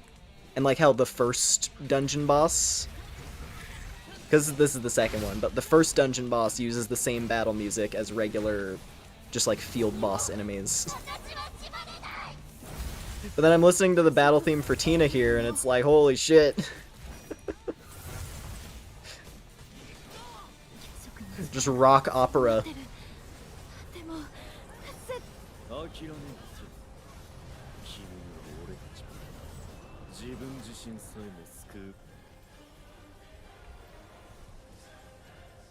Let's see.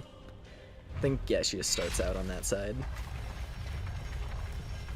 And get through. Alright, we're next. Oh! Uh-oh. Uh-oh! Oh, I'm dead. At least the NPCs are able to dodge it reliably. I got stuck at the wrong door and then frozen. Alright.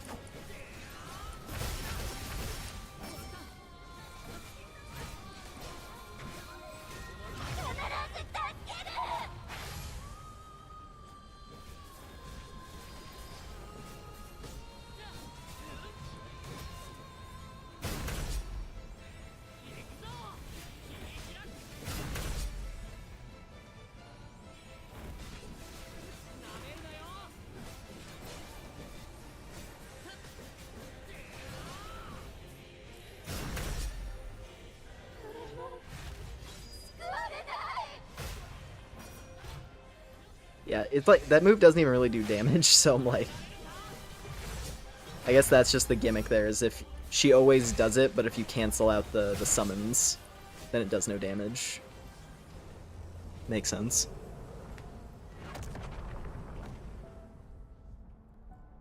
And the sun rises again. Another helmet. Alright.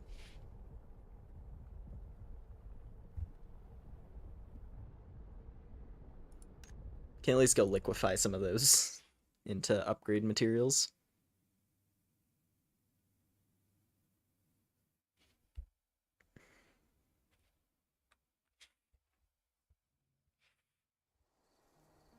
Let's see. It's another hour. It's another hour until the next time gate unlocks. And for the most part, it would mostly just be doing that stuff for now. I don't think I really have any side quests I'd want to do. Let's see. I mean, I guess we could.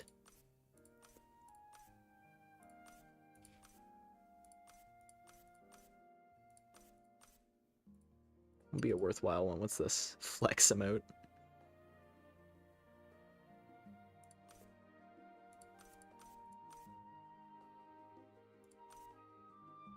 We could go investigate. Let's go investigate a rat infestation. I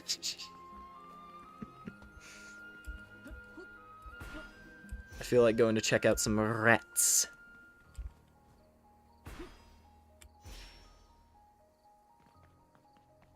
Also, the movement in this is just really fun.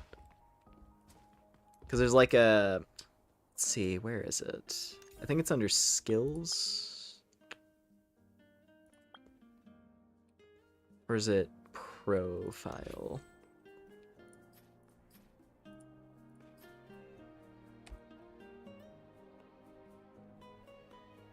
I forgot what tab it's under, but there's a... Essentially, as you level up at different level milestones, you gain additional mobility skills. So far, it's been like every 10 levels or so, you get an additional jump.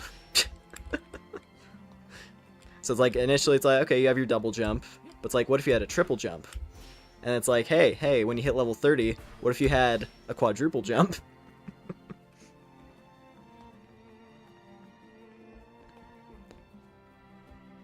And it does sort of carry momentum, so if I'm on my mount, moving forward, and then I jump off the mount,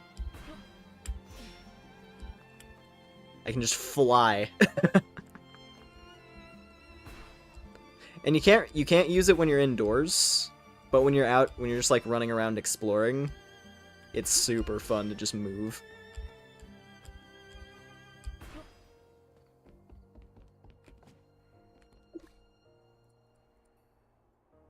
Let's see. Dismantle. Because I have all these excess helmets just lying around now.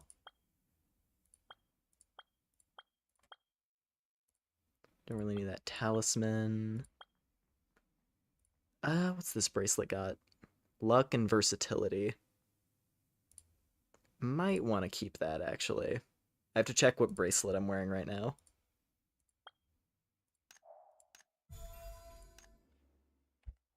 Does the game have a grappling hook? Not that I'm aware of. Maybe that's a thing that appears later. I have to check the list again. Because I don't remember where it is. Is it under features? No, because that's just describing different activities. Talents? No, it's not, because talents is your skill menu.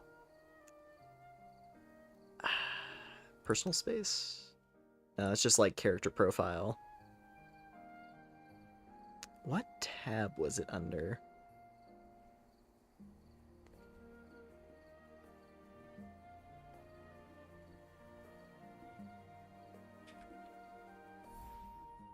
Yeah, not quest log.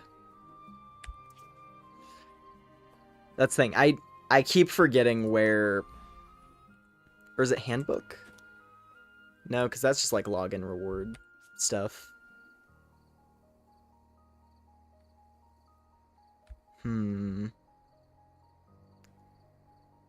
What tab was it? Like, I swear, I can't remember where things are located in the menus in this, because there's so many tabs for different things. Wouldn't be inventory.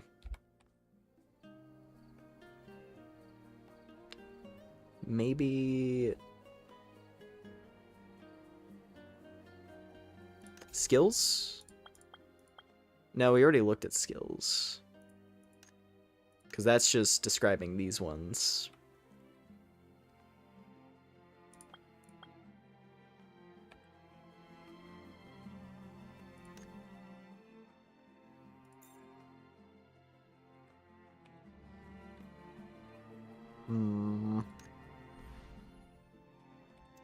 Be events.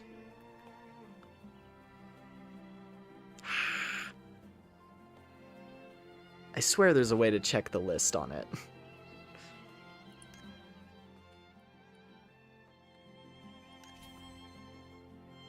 But I can't find it. Oh wait, here we go. Level. There we go. It's under... when you go to the level tab, that's what it is.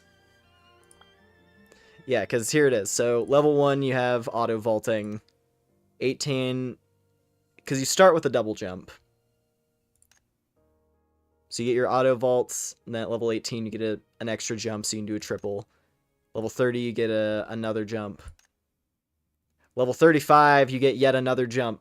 So there's going to be a quintuple jump. Then you have a... yeah, you're able to dash while midair.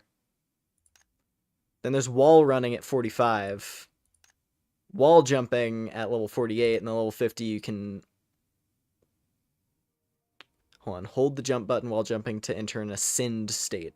So you can levitate slightly as well. So there's all these crazy mobility things for exploring the overworld that get unlocked up to level 50. And I'm very much looking forward to seeing how movement feels at that point. Because I bet it's gonna be rad. Like, I wanna fly.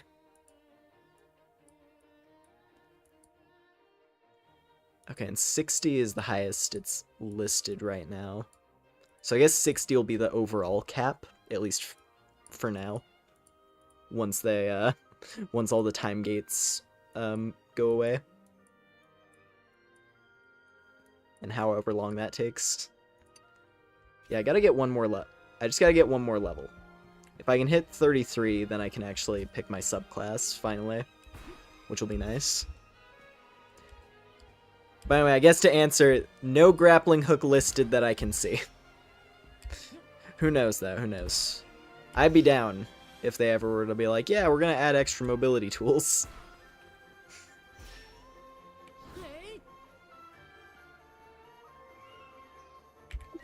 Hello, ma'am? Why would a rat infestation break out at a time like this? We gotta eliminate those rats, of course. I know what kind of video game I'm playing.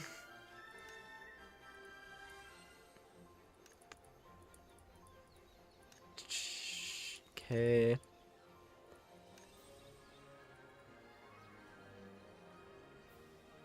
As long as I get paid enough, I'm in.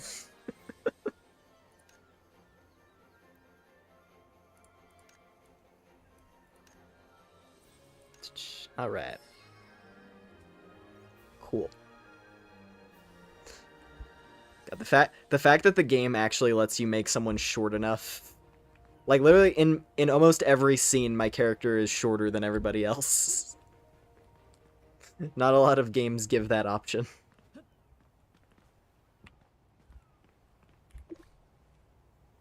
Let's see. Ooh. Can buy fish.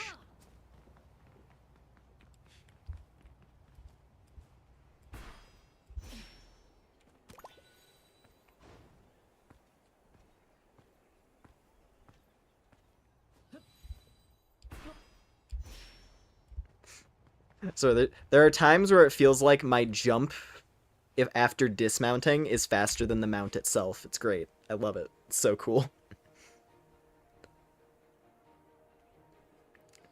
Ah, you're here, adventurer. Then let's start catching mice, or cut the problem out at the roots.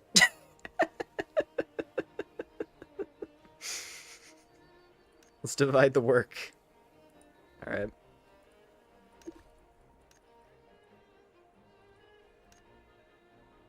Okay, this is a very important plot about the rats, of course. Alright, let's see.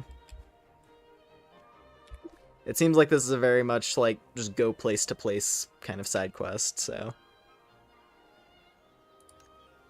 It's unlikely that mice are solely responsible for this. Ooh.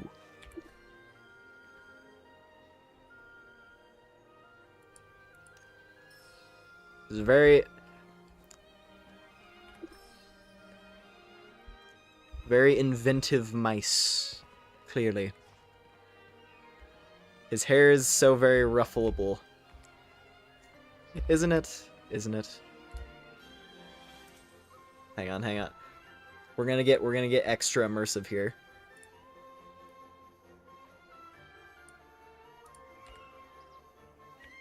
And then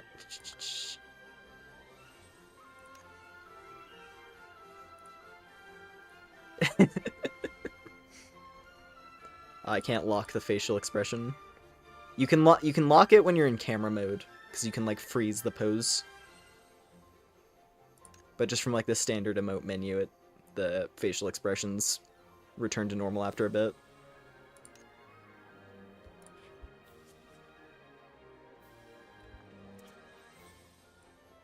Wow! Flying cot.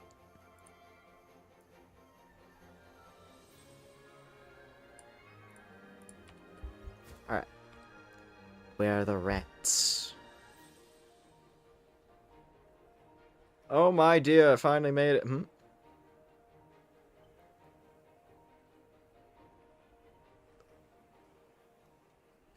The other merchant was actually doing a bad. Oh my god. What are you doing? What are you doing?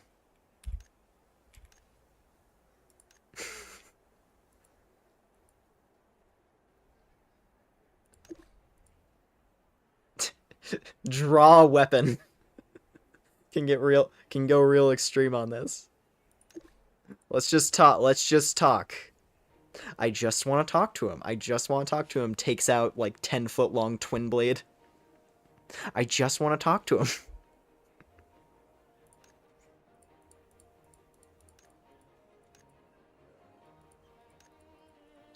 Let's see.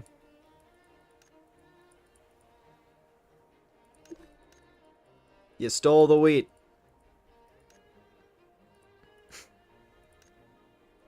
He has a family. Let's figure something out.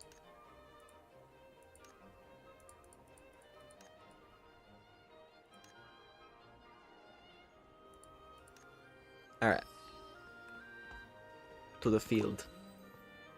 We gotta go source more supplies, I guess, for the village. It's not really a village, it's a city.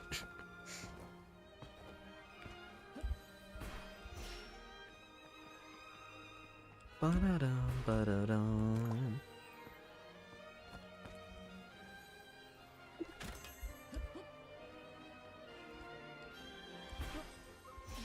I really do enjoy the music in this, it's nice. But like I was saying before, it's like you have the standard combat music for some of the bosses, which can get a little bit boring. And then, of course, there was that Tina fight with the big lady. And her music is amazing. So overall, it's like, I'd say it's more...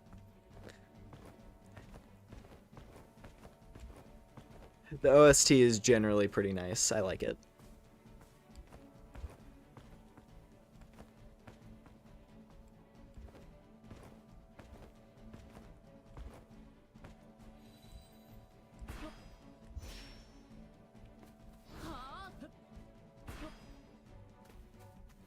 I don't know how you do that one. There's that meter that pops up. Let me see if I can actually check how that works.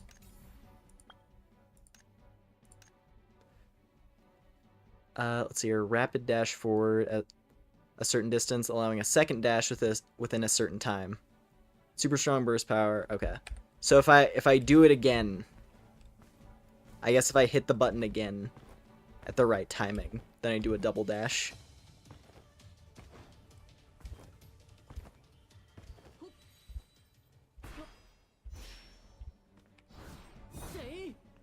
Yeah, okay, that's what it is. If I do it again right after, it's like some extra distance.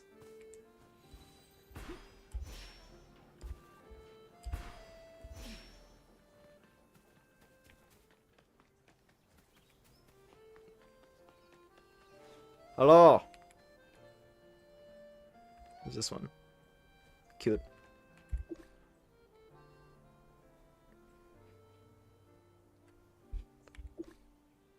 Hi, this guy was stealing the crops for personal gain. And I'm being forgiving.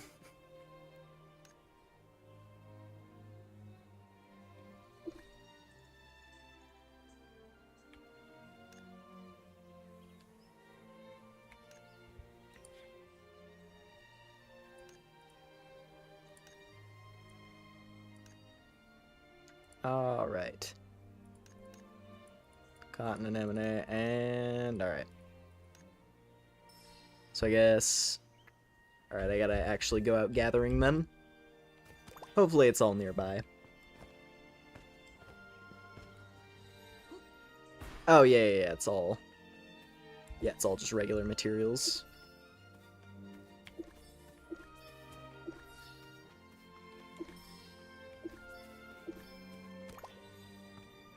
Or I guess that's... It's not actually materials, that was just a specific resource node for the quest. Makes sense. Here you go.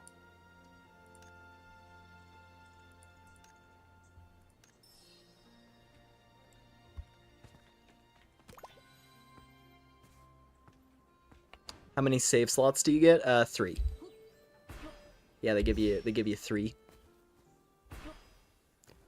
And they are all quite distinct from each other, as far as I can tell. Like, I don't know if there's any way for you to share stuff between save files. I know that guilds are per save slot. Because I found that out the rough way, where I was like, oh, let me switch over to my alts, and then I get to the guild tab, and it's like, wasn't in the same guild on the alternate character. Which, granted, you don't really need to make alts in this much, because it's in that it's in a similar camp to something like FF14, where you can effectively do everything on one character if you're willing to put in the time for it. Like, there's nothing hard locking me out of, switching classes whenever I want, or like changing what gathering or crafting things to prioritize.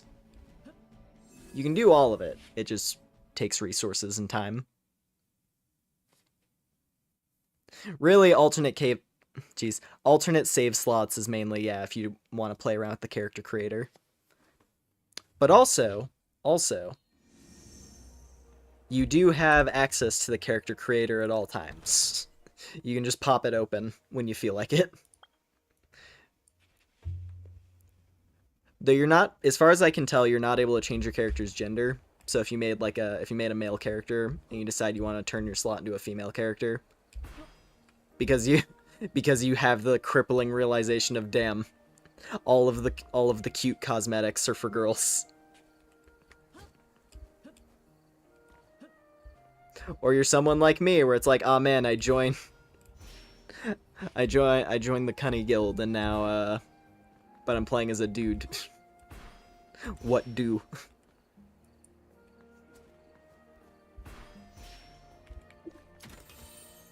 It's fine though, it's not really a big deal.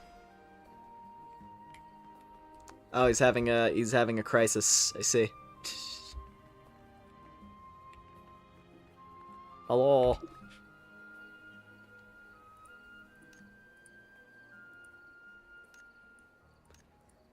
I was the one who stole the wheat.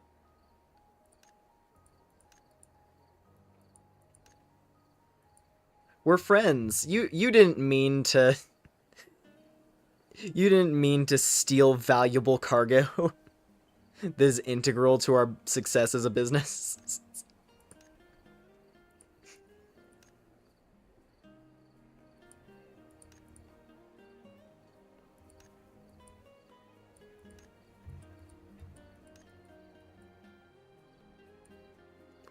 May your friendship last forever.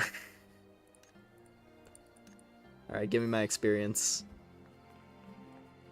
I'm doing this for the massive boost of XP.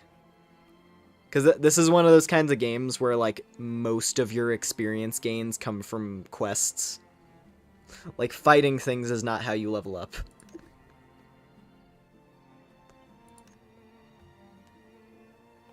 And I just need to hit...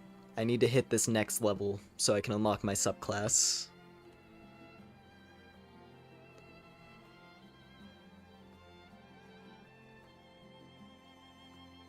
Everyone has the right to make choices. I'll double the good deeds to make up for my mistakes. Of course.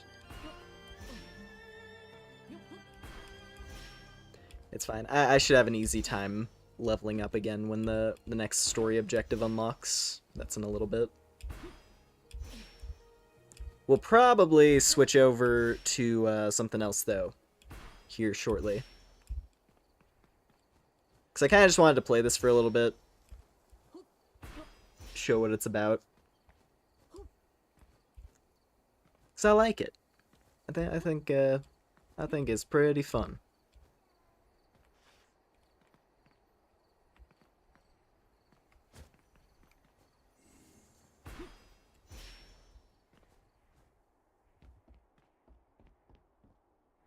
Oh yeah, what's this one? So resets every Monday.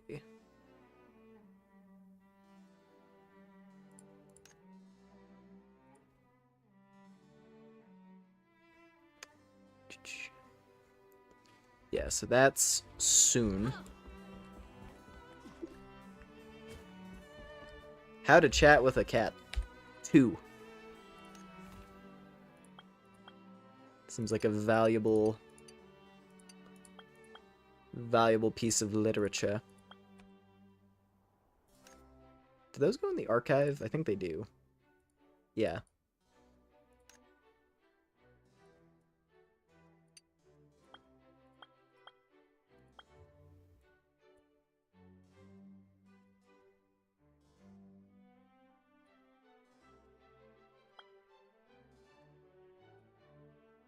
There it is.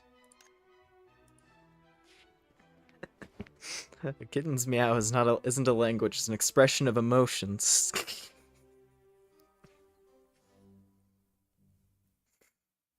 I see. Such wonderful literature. Oh, is this the other volume? No. Sadly. Well, now I gotta collect all of those. I need to get more... Also another... I keep thinking about things that I enjoy about this.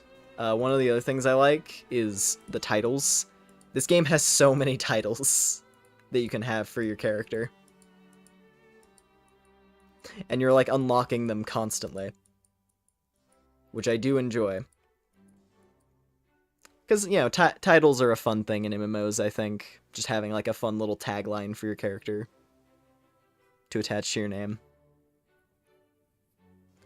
And by giving out so many, you don't have, like, every single player in the early game running around with the exact same title.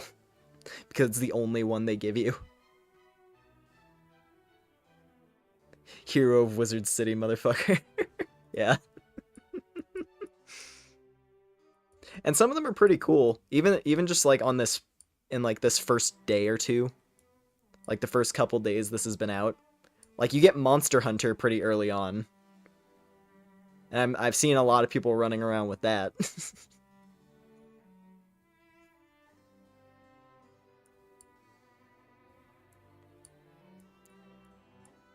Yeah, no, there's some other cool ones. I like Secret Contact. That was the one I was using for a bit.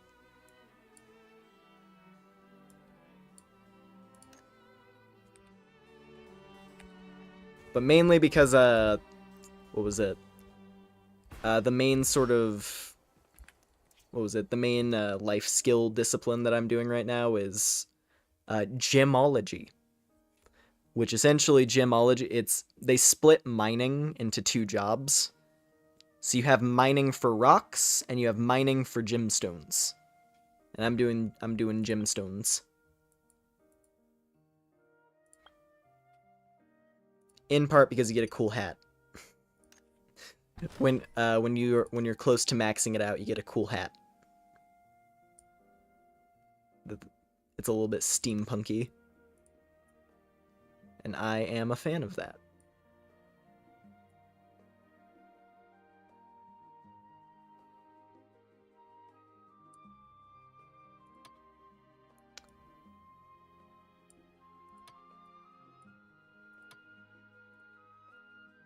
Because I was going to do something like this.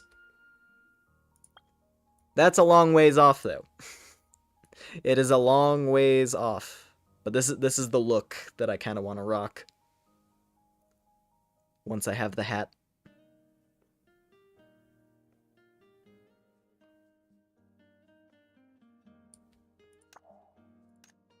Eventually. Eventually I will have it. But I'm already at 7.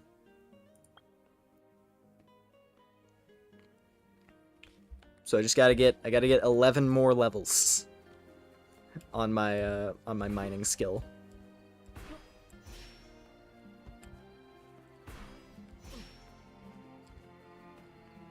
This is also a huge plus at the... Literally, you can just run on the rooftops of the city. Like it's not a big deal. It's so fun.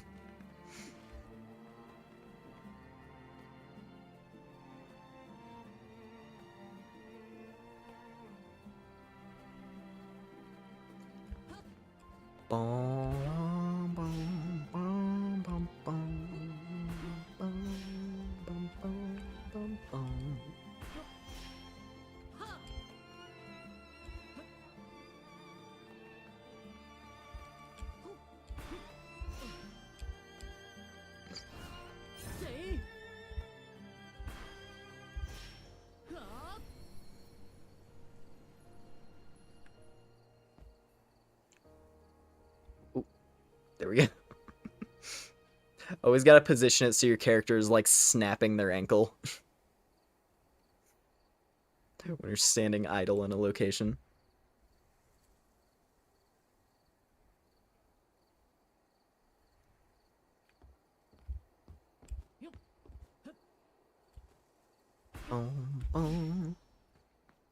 Let's see. Is there anything else I want to do here? Yeah, because I really just have side quests at the moment. I have miscellaneous side quests waiting for the next set of things to unlock. And that's not for a little bit. So, I think what we'll do is I'm going to switch off of this.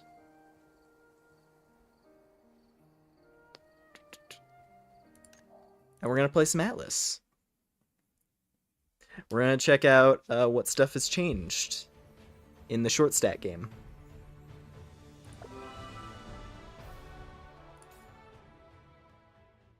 I love my characters so much in this. You can make such cute characters, man. It's crazy.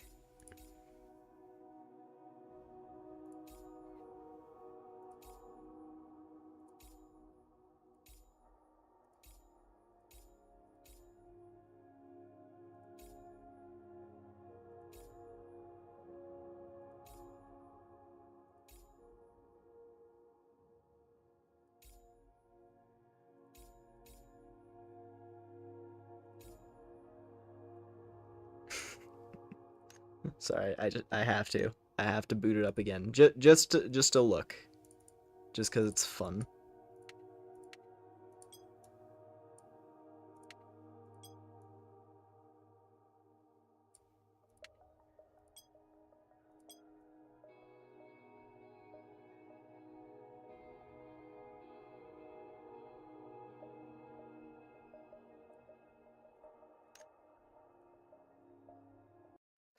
Like honestly, half the appeal is like just install it to play around with the character creator and call it a day. At the very least, right? And then of course, Miss Gallica. I think at this point, I gotta make a Gallica save slot now. Damn it! now I have to make a Gallica. The only problem is that like the class that makes the most sense for her is doing a Sword and Shield, which I have Sword and Shield on my other girl. Maybe I'd make her an archer though. That would also kind of work.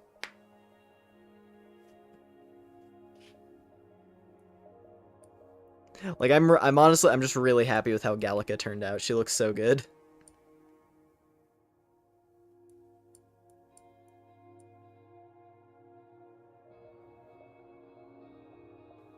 You know, yeah, screw it, let's do that right now.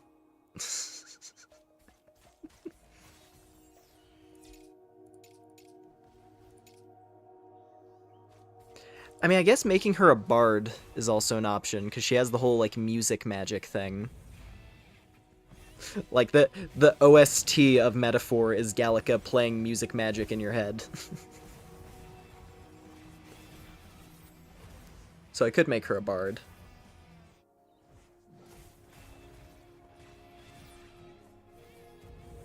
I'm gonna go archer.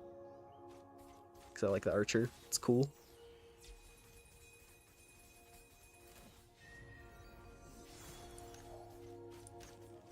And you can always reclass, so it's fine. Though it's definitely easier if you multi-class with similar types. Like on my main guy, I decided to... Initially I started as a mage, and then I switched over to the Heavy Guardian, and now I have a Spear as my alternate, because Heavy Guardian and Spear use similar numbers. 71号、君の眼前に惑星レグナスの文明発展を縛る枷があるはずだ。答えろ。そこに何が見える？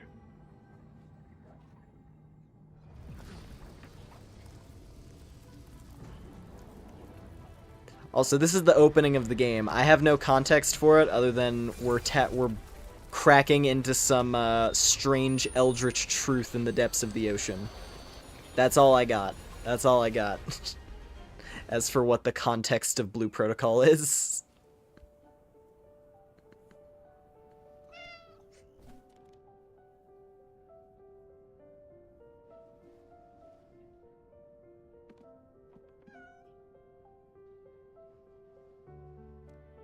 I see. I see. Did you know?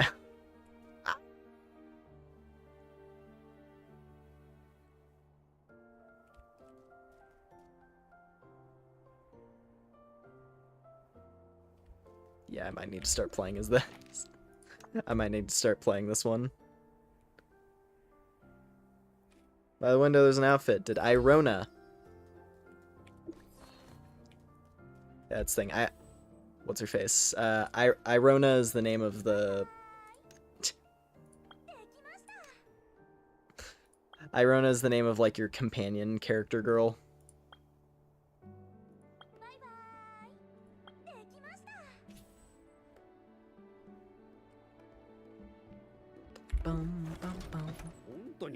There she is. Yeah, she's like the mascot girl for the game.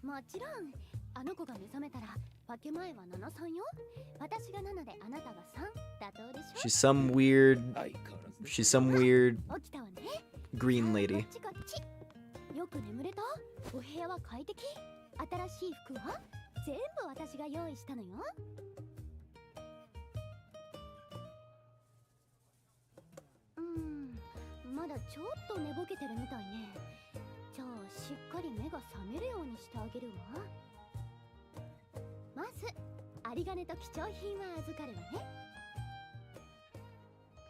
And she's trying to steal everything from my pockets. 私みたいな可憐な美少女が追いはぎなんて野蛮なことするはずないでしょ。 She's a very suspicious lady. マスター、取り分なんだけど64でどうかしら。いいでしょう。ではごめんなさいね。ちょっと誤解を招くような感じだったけど、ちゃんと状況を説明するから。ここはそうめんコイン亭。この町で5つ星の評価を誇る有名な酒場よ。あなたがさっきまで寝ていたお部屋も新しい服も私が心を込めて用意したものなの。お礼なんていらないわ。お客様へのおもてなしは当然のことだもの。だけど当然無料というわ。まず日当たり最高のスイートルームが1泊500ルームね。数日前 You, you can see what the deal is. She wants my money, and apparently she rescued us from being devoured by goblins. あなたがお鍋の中で美味しく煮込まれてたの。見捨てるわけにはいかないでしょ。だからここまで運んであげたのよ。何か思い出せた？え？つまり全部。Anyway, I'm assuming the whole bit with her is that there's more stuff going on. Oop. Like, I'm guessing that whole backstory thing she gave there probably didn't even happen. She's some mystical lady. Because she's effectively your adventuring companion throughout the game. And she's all magical. There we go.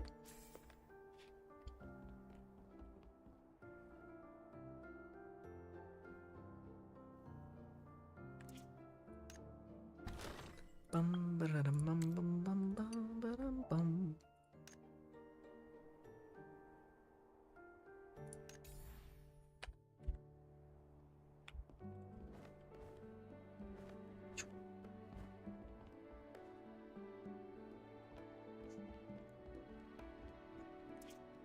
I'm just happy to be playing as Gallica. I'm gonna have to... Ah, the outfit has socks on it by default. Damn.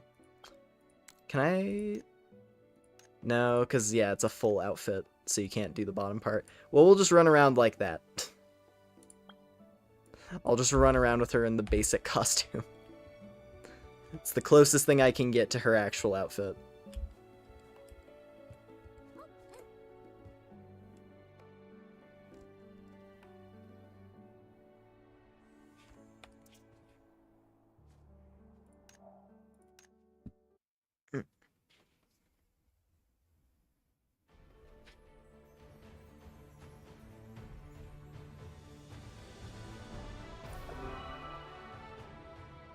There we go.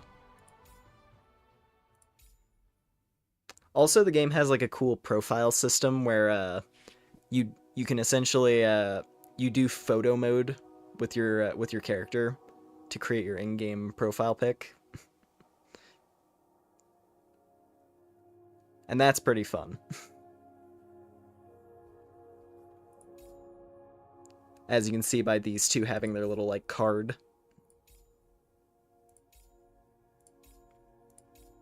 And then I have Gallica. Very nice.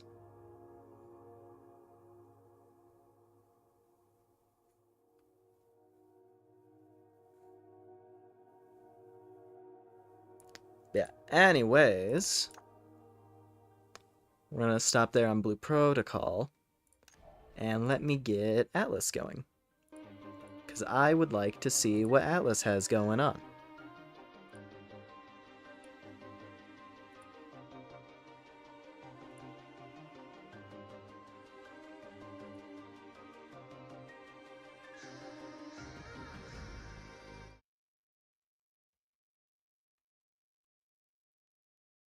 Jeez, I have to find this down in the list. Oh, there it is. Oh, perfect. It's already set up and everything. Forgot if we had played this recently enough for it to be set up to match my my current layout. Yeah, no. So the latest patch The latest patch for ATLYSS. It's long. It is a very long list of changes. So I'm probably just gonna run around and see what I notice that's different. But apparently most of the game's maps have been reorganized again.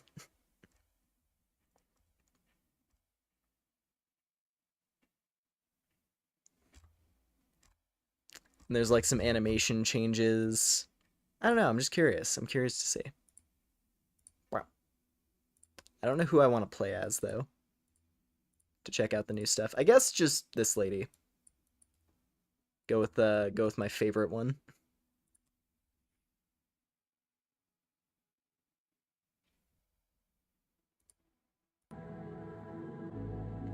Goofy furry fighters, let's go. Base, yep. We're back in it.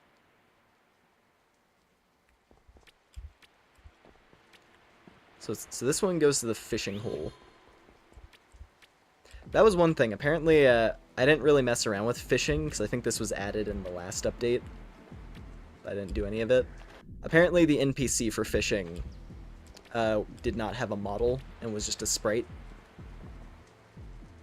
But now they do. So we have the cow man. Or seal. I don't know. I honestly don't know what that is, but that's fishing man.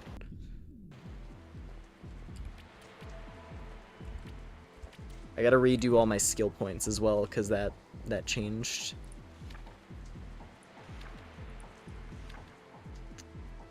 Alright, blink. And... yeah, we do want mana flow.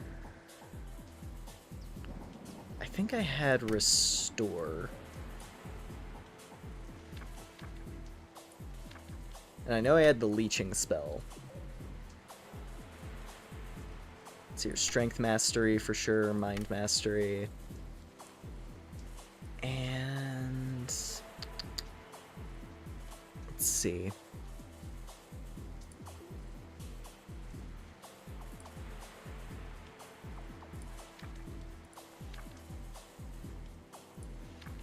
I don't remember all the spells that I had on this character, unfortunately. I think I had the earth spell. That feels familiar. And spear.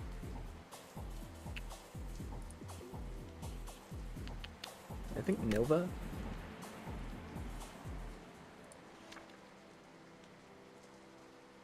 I can always reset these later as well, so it's not that big a deal. If all the spells aren't exactly right. Do cross. Alright.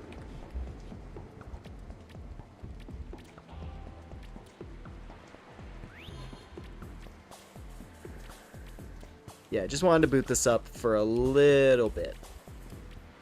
And we can wander around and check things. I assume most of the stuff around here is the same.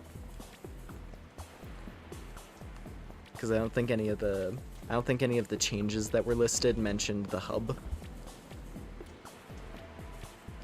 Pretty sure it was mainly the fields.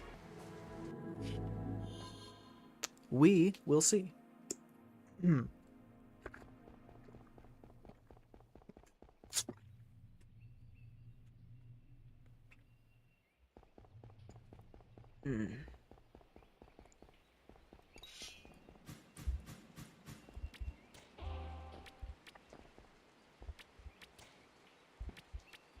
This area looks mostly similar. Bit more detailed though, I think. Oh yeah. Nice, there's a bonfire.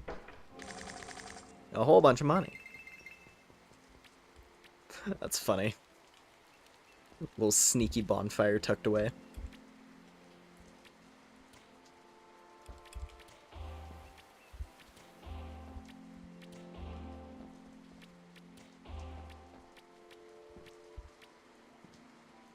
Arkwood Pass. What is Arkwood Pass? That does not sound familiar. I would say the I think the biggest thing that's new is that what was it? The other dungeon that was on the map that was previously unfinished is now actually fully playable. Yeah, Tool Valley. Let's actually go here. So I'm pretty sure this is the zone that got finished. The hog zone. We're in hog country. Ow.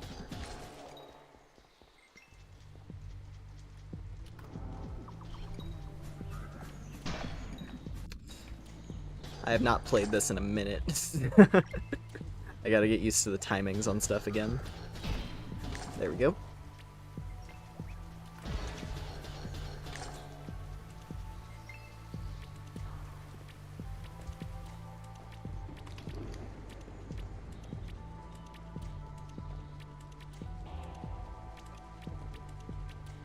Oh, this was a thing. I remember now. Yeah, professions are a thing now. You can actually do, like, gathering tasks. You can do mining. I have to pick up the tools for that.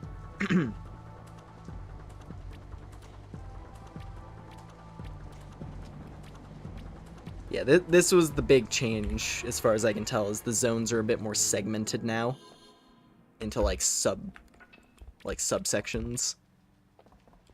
So that was, like, the opening section of the Tool Valley region, but then we have, like, the secondary part of it here.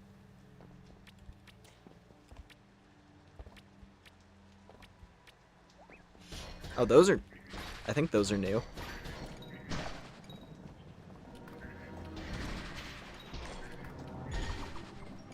I am getting annihilated, wow.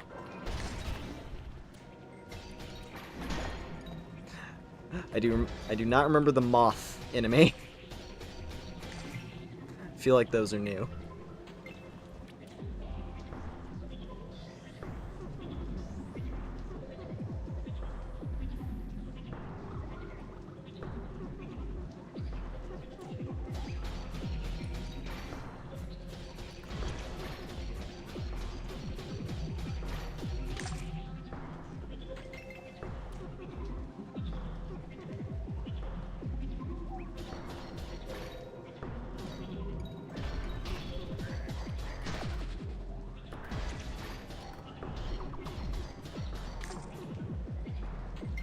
I don't know what this ring is. I'm like, do I have to kill things in this area?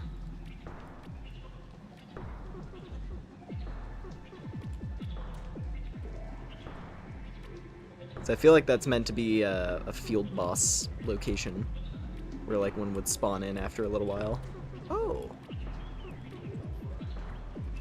The Divine Guardian watches us all, providing knowledge and life to the weary.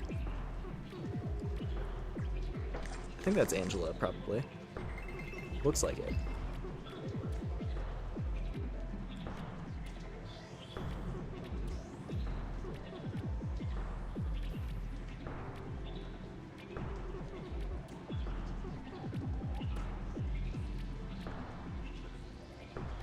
Considering this is the magic zone, clearly. And she's like the magic teacher. I guess that would make sense if she had stuff going on here.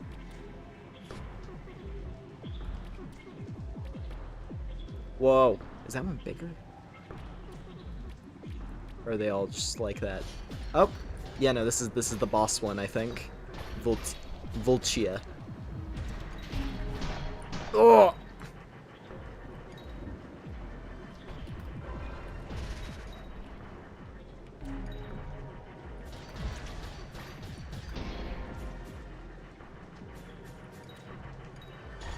I wonder if this one drops any... Ow. I wonder if this one drops any cool stuff. Oh, all the way back. Let me see. Did the fast travel points get reset? Don't think so. I mean, either way, I feel like getting back there is probably fastest from here.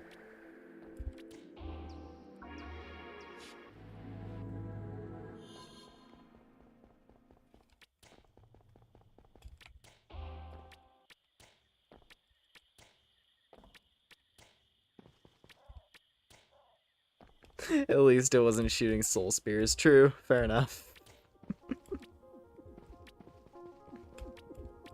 Ooh. I feel like this might be a new song. The nighttime music. I'm down for more background music in this. Cause I like the style of the OST.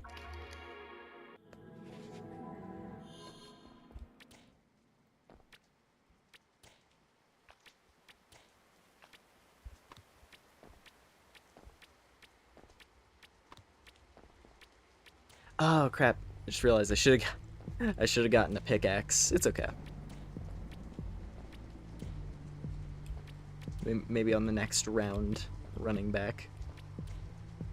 Or let me get to this room and then I can teleport. Can do the homeward.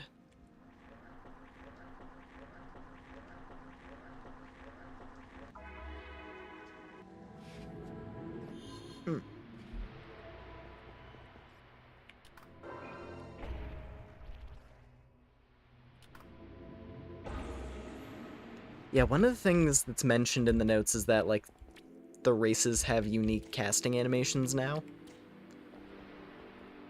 I don't know which ones got unique stuff, though.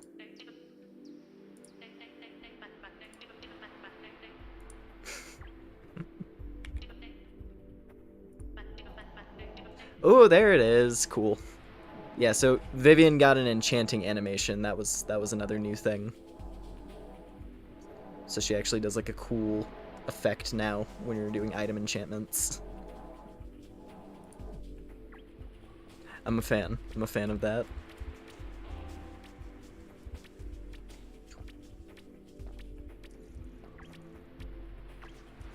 Let's see. Yeah, let me go check the shop real quick. Hello.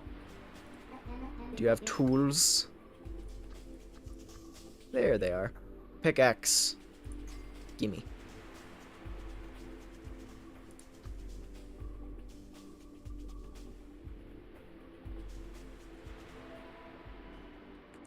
Nothing there. All right. Yeah, let's go try to fight that moth thing again. It wasn't too bad. It was, yeah, just doing tons of damage. So I'll just have to be better defensively. I think this is the spot. This was the spot where the mini boss was located. Like the hog mini boss.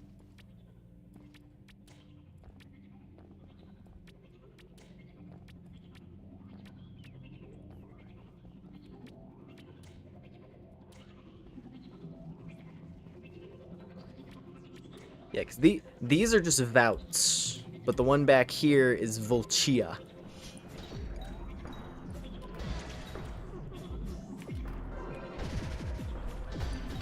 Ooh.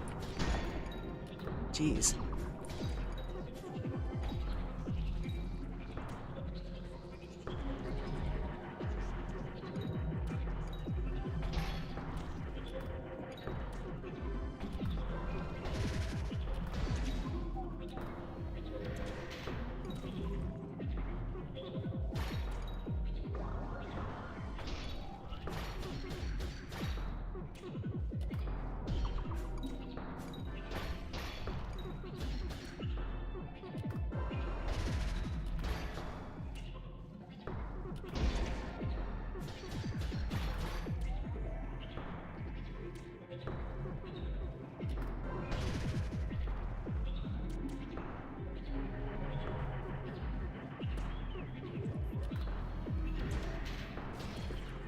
Seems like the earth magic is doing pretty good.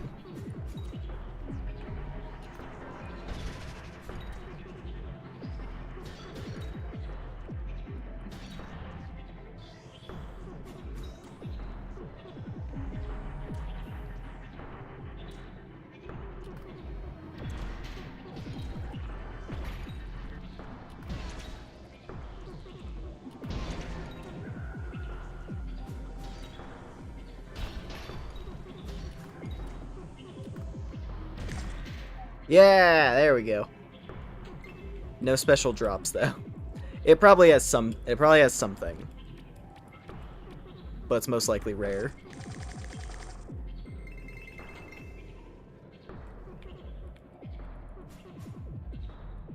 So how do I equip the pickaxe?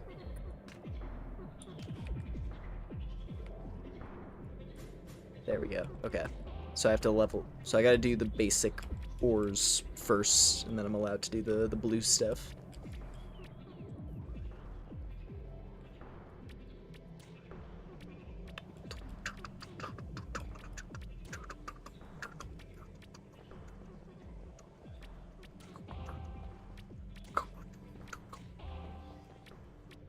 The music here is interesting, I'll say. So that goes back to the valley. So do I gotta...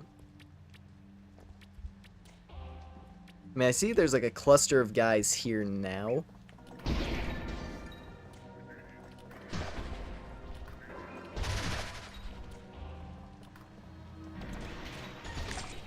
So maybe this is the crew that I have to kill? To summon the big guy?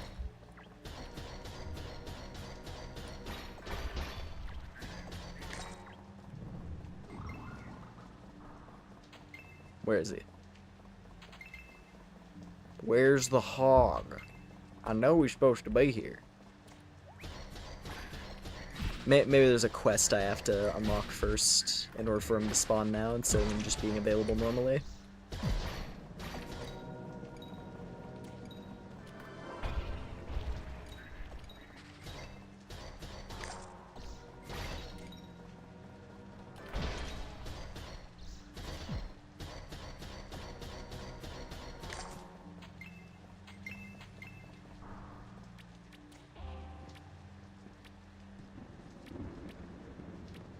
Because there's another teleporter in this room, but it's deactivated, so...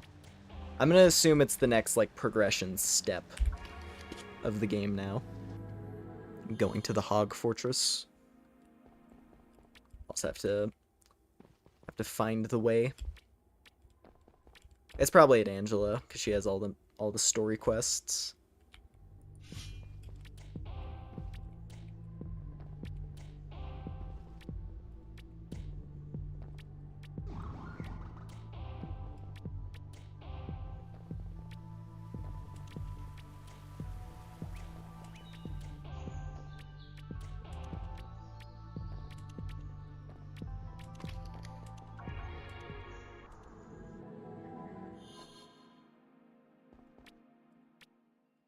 So we have the Sanctum area. So what's back here? This was the...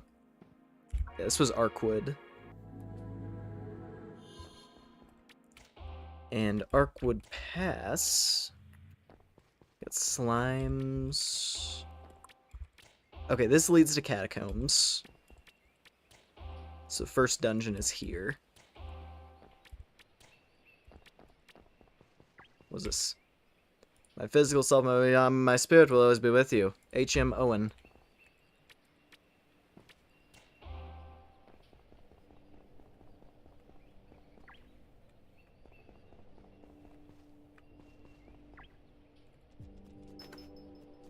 Oh yeah, there's like... That was the other thing. The creator of this just went crazy on dyes for a bit. Like, initially it was like, hey, here's yellow and cyan, and then it's like, alright, here's everything else. I think it was just yellow and purple. And then, yeah, they added just everything else. So there's tons of dye to collect now.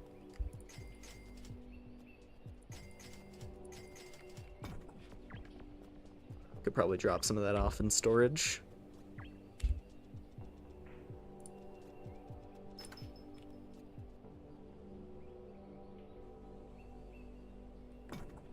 Some clothing.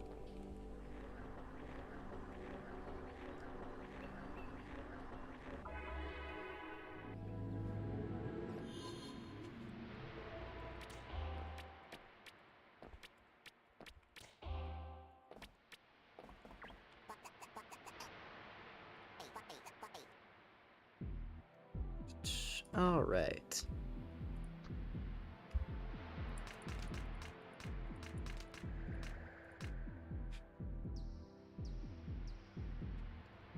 cool. I have a proper die arsenal for whenever I want to customize.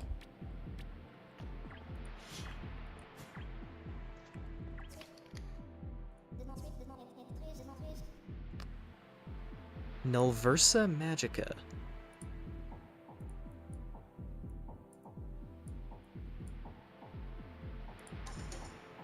That's interesting.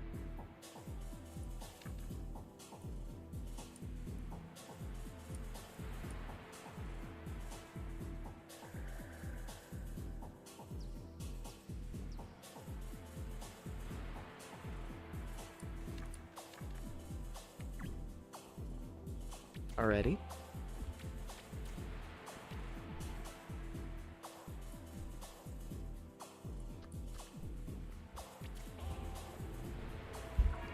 Yeah, let me go back. Let me go back to Arkwood.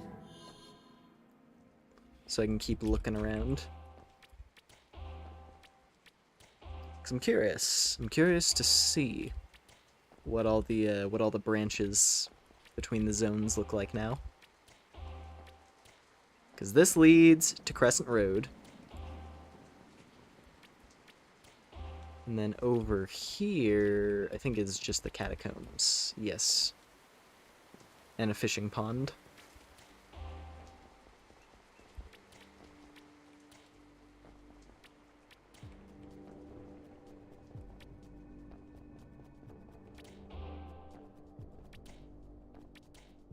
I feel like this looks a bit different now, too. Oh, there's a door. Interesting. There's actually a doorway to go to the merchants for the catacomb dungeon now. That's cool.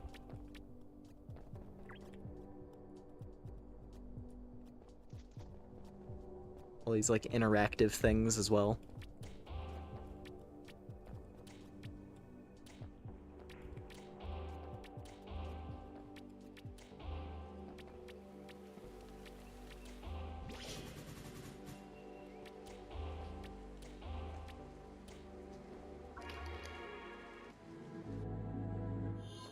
You know, I need to figure out how to actually access the I need to figure out how to access the boar dungeon.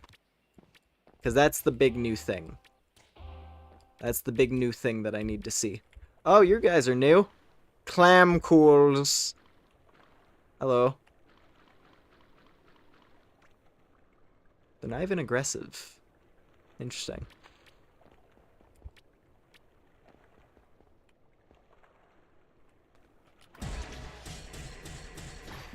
Do they drop anything good?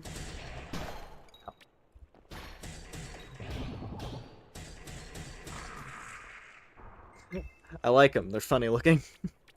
Weird little clams.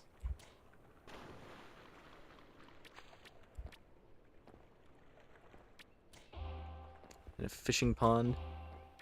Yeah, the movement in ATLYSS is always like... That's always going to be one of the strong points of this game. It's just so much fun to run around. You just get to be a little guy zipping around all over the place. Luvora Garden.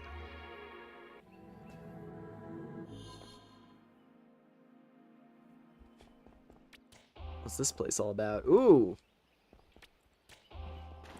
Yeah, more clams. What are these? Mandragora. Tree creatures.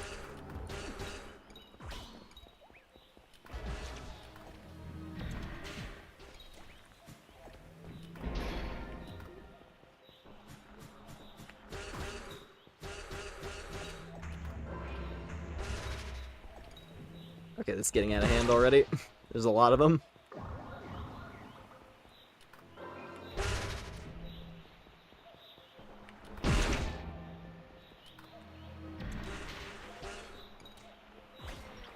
Ow, I'm poisoned.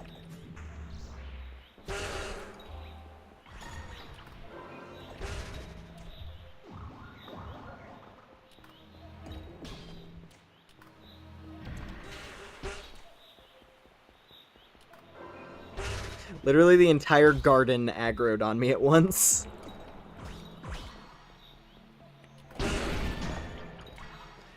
Like, this character is meant to be fairly tanky, but this is a lot to deal with at once. Also, I had to respec my skills, so I might have respec wrong.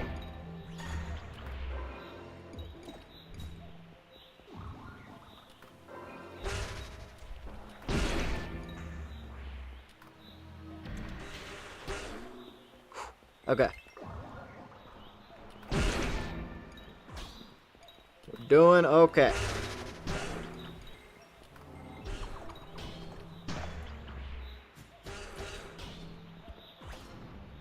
Damn. That was rough. You know what? I will revive. Oh, and they healed up to full. Yeah, no, get me out of here. What are they even... It's just... Okay, it's just a room to fight a bunch of tree people. Doesn't seem like this leads anywhere, at least not right now. So this is just a fight room with some interesting enemies.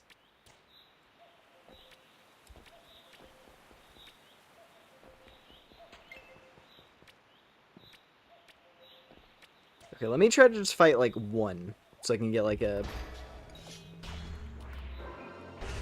cleaner feel of how to deal with one. Okay, so they have that move.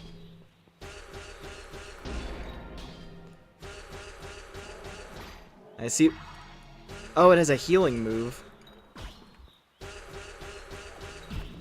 That's what it is. Yeah, the timing on their swing is a little awkward because they have like a it winds its arms back. Oversized int plushies, basically. Yeah, they wind their arms back, and then it pushes it just slightly further. Like it curves back, and then it does like this, it like primes itself. Like leans to the side, does like a little does like one last little like movement, and then releases. And it's when it does that little extra movement is when you block to parry. That was the trick with those guys. Interesting.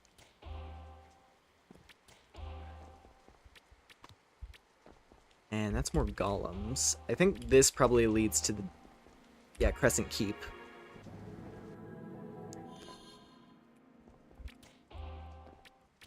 Which this is like the second dungeon. There we go. Okay, got the Crescent Keep waypoint again. Good. That's mainly what I'm after. I want to find my waypoints. Gate of the Moon. That was the, forget. I think that was the passageway that led to the jumping puzzle. Like the big jumping tower that you had to do. Yeah, this area doesn't even have like a map. This is the work in progress zone. That I assume is gonna like branch out into the rest of the video game over time. Yeah, because here's the Wall of Stars.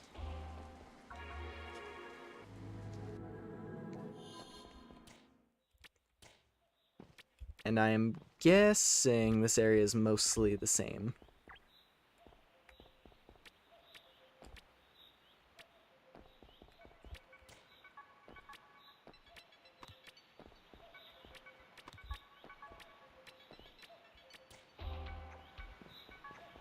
I'm not gonna do the Trial of Stars again.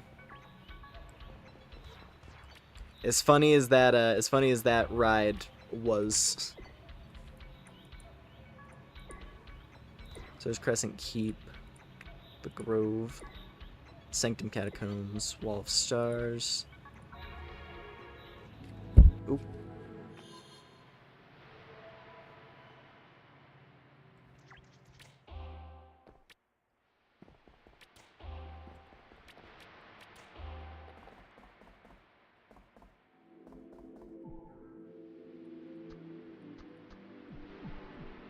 It could also just be that,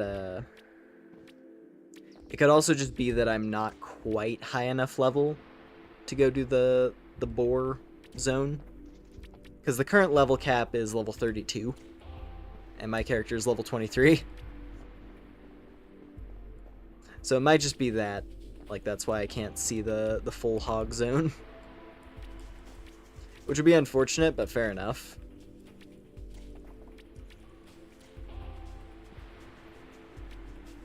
Let's see.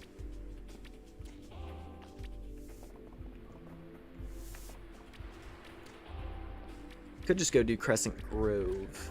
That's probably worthwhile. Oh, no. Hey, I just realized why my characters felt so weak. I didn't realize. I just glanced over to the side. I was like, oh, hey, my stats. All my stat points. It wasn't just skills that reset, it was stat points too, of course. That looks better. Okay, now we're playing the game again.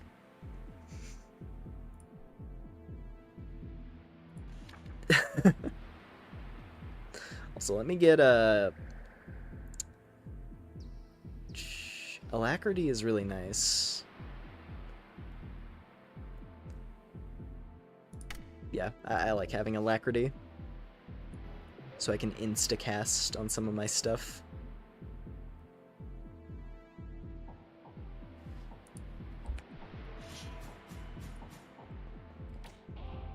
Okay, now I should be able to fight effectively again.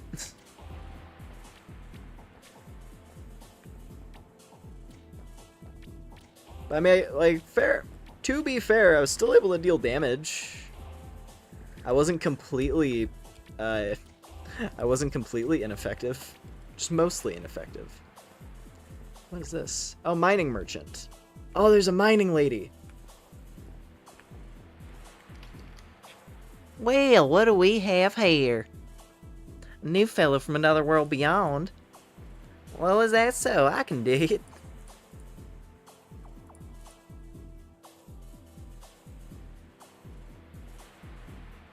Let's see. Craft quests. Okay. And you can craft gear now. That's cool.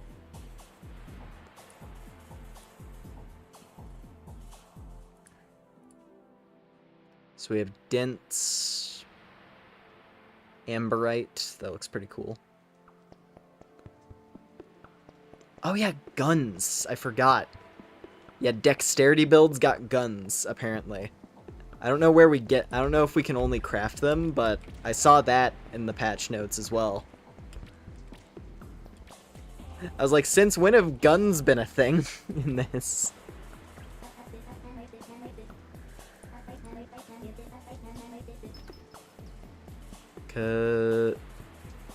Yeah, because Sally isn't selling any gun as far as I can see. But you can make a boomstick now, apparently. So maybe that's what I'll try to do real quick. Hold on. Let me jump characters. And we'll see if I can craft this. We'll go over to Nabby.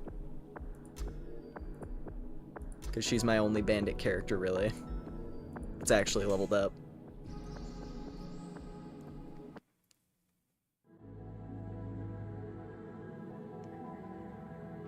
But then again, you could probably you could change a gun to scale with any stat. They're just dexterity weapons by default. So you could make a gun mage. That is an option I just thought about.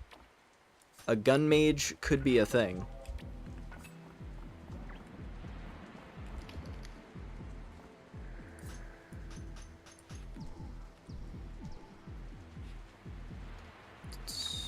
Also, here we go.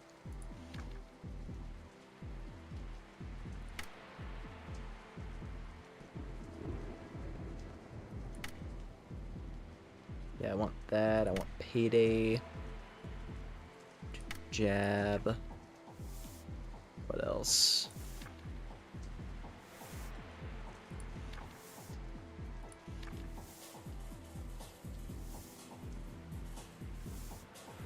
Inner focus is kind of neat.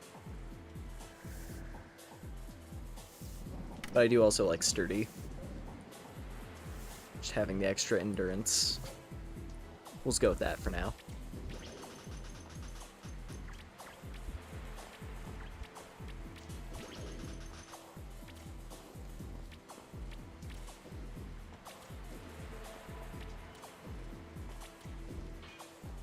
Alright. Let us see real quick.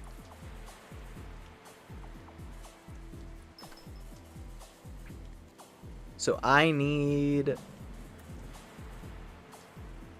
Yeah, it looks like the bare minimum I gotta get to amberite.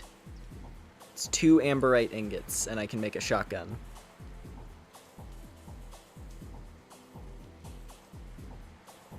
And I don't know, maybe there's a way to get them as drops as well, but as far as crafting goes, that's how I do it.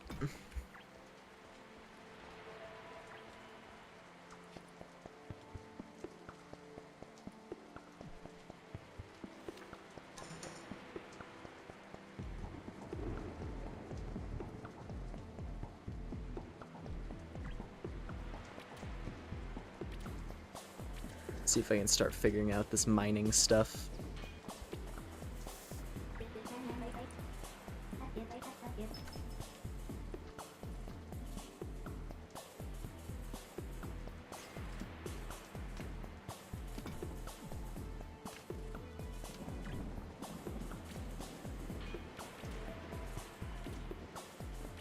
Boom, boom, boom, boom.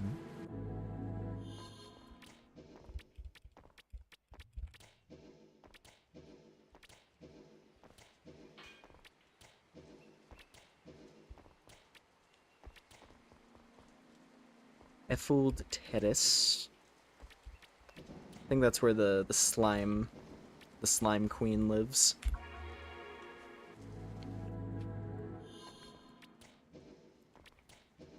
So we gotta look for rocks in this area. I guess I probably just have to do the quest chain.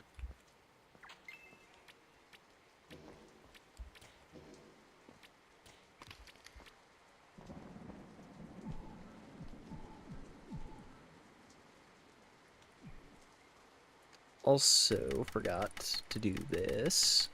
Let me get that sorted.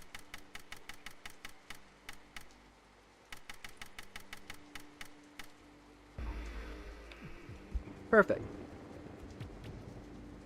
Alright, dense stone.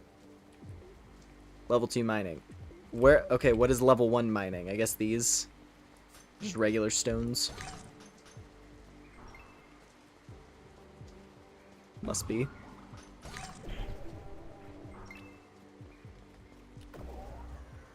Oh, wrong key.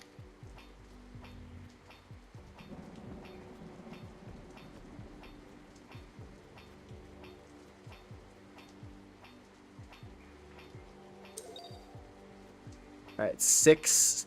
Oh, you can you just sit at the same rock. And it just takes a while. Okay. So it's a fairly, like, it's very much a passive sort of activity. That makes sense.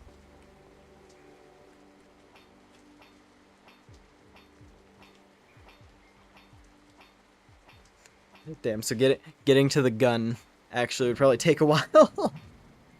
That'd be a lot of just, like, sitting around. It's kind of nice to have, like, a chill sort of activity mixed into the game.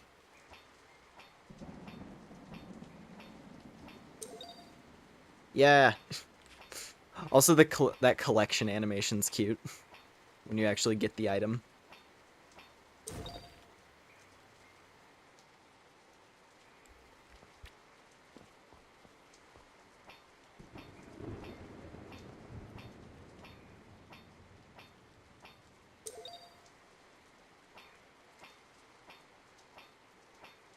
Bop, bop, bop, bop, bop, bop, bop, bop. Nice.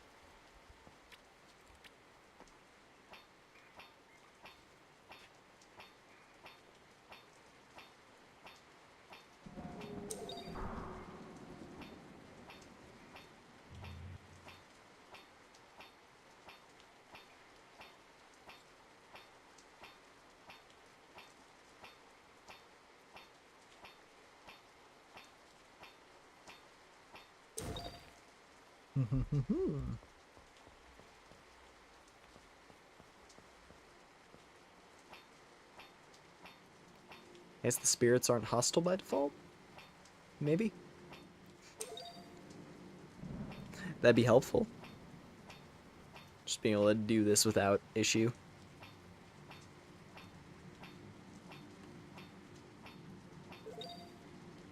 Ooh, a copper cluster. I don't know, that would be... Don't know what that would apply to, I guess. Well, I mean, copper, obviously, but... Mining level 2.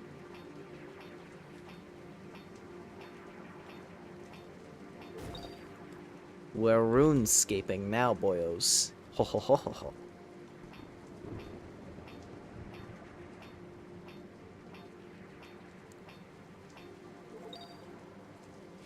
I would be able to go cash in the quest now if I wanted to as well.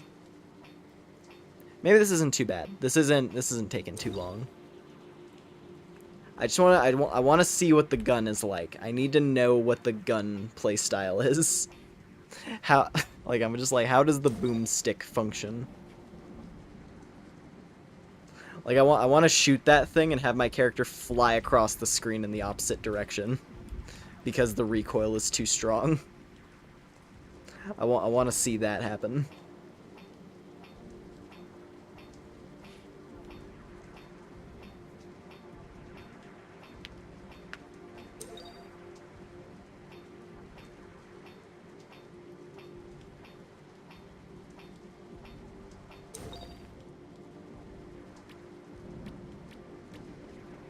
Soundtrack. The soundtrack is mining at laser tag. Is that the enemy making? I'm pretty sure it's the OST. But yeah. Fair enough.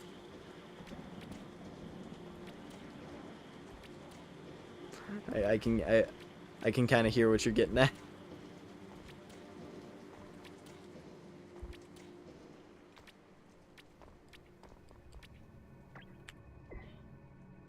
All right, let me go back to Sanctum real quick,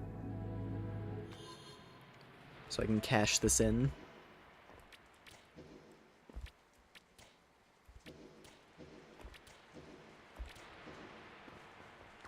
Hello.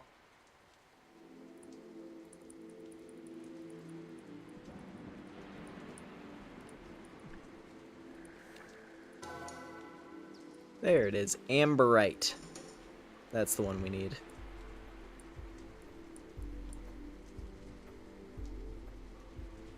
So it's amberite and copper. So that's what we need. So I guess I gotta keep cracking the rocks in Arkwood. And then, once I have that done with, we go to the valley, I get the amberite, and then we get a gun. And then I get to shoot the gun and see what it feels like. And it'll probably be really fun.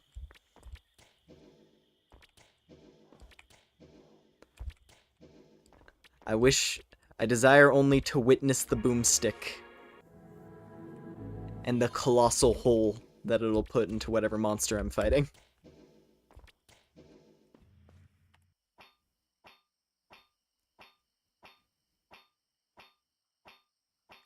I think after clearing out these rocks, it should be level 3. And then we just gather amberite and it'll be great. The only problem is that the amberite is mostly in an area where the enemies are going to be hostile to us on sight. So it might be more annoying to mine. But there were a couple of nodes that were out of the way. So maybe that's how you get around it. You just have to pick the right nodes.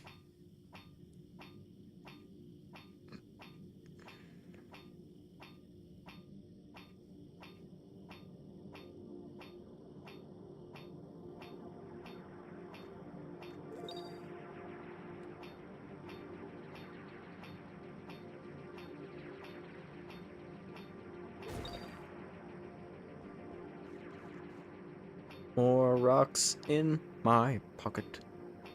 I will have so many rocks today. And then I will take those rocks and forge them into an implement of mass destruction. Well, it's all the copper covered. So I guess the way this is working, the quest rewards me with the ingots. That's what it is. So instead of there being like a forging menu, like instead of there being like an actual like forge where I manually make the ingots myself, I just take the quest, and then the mining lady, she makes the ingots for us by doing the quest, which is an interesting way to go about that. Just dodge the need for a forging system by having an NPC do it for you, and you just have to go collect things. I don't necessarily mind that.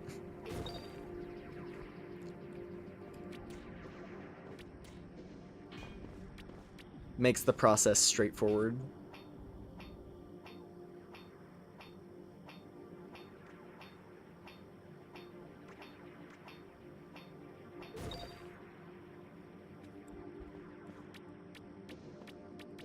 And yeah, I guess ideally you would want it to work out so that like you get as many hits out of a single rock as possible.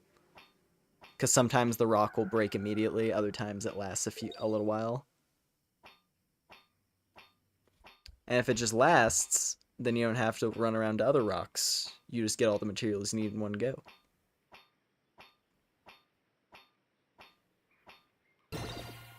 Yeah! That's all I needed. So hopefully this rewards enough amberite to make the gun. Hopefully it's like exactly enough.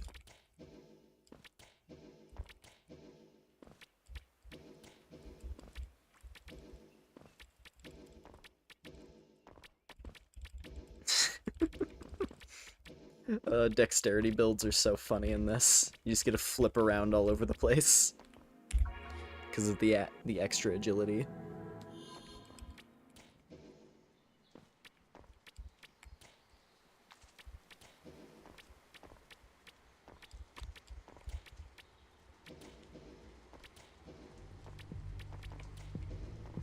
Amberite! Alright, let's see it. Bunk, bunk, bunk, bunk, bunk, bop, bop, bop, bop, bop, bop.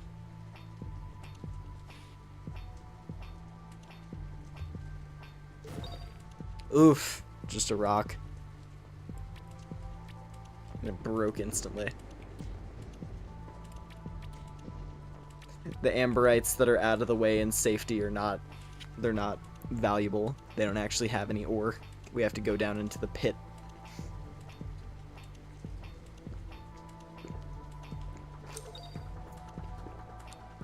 Alright, there's one.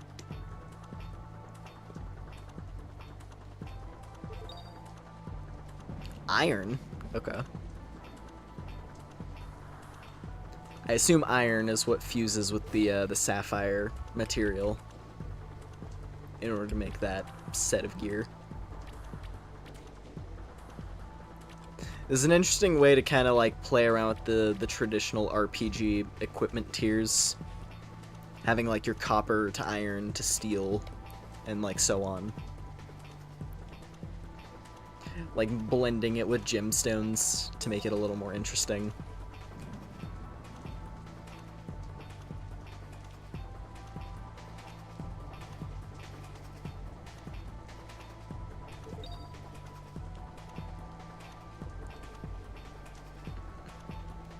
Funky tunes to bash rocks to. There we go. Alright, two more. Oh, and those ones already respawned. Yeah, so if you want to play it safe, you can just kind of do the ones around the perimeter instead of going down into the middle and having to fight all the hogs.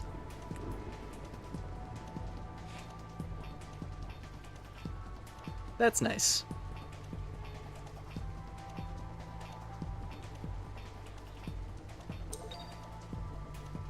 Ambrite.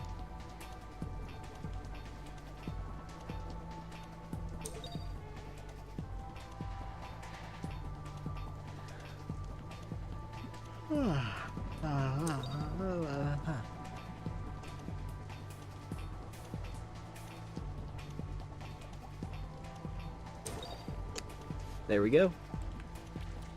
Get this time. Oh yeah, see, like, the casting animation is a little different for the rat. They, like, wave their hands around.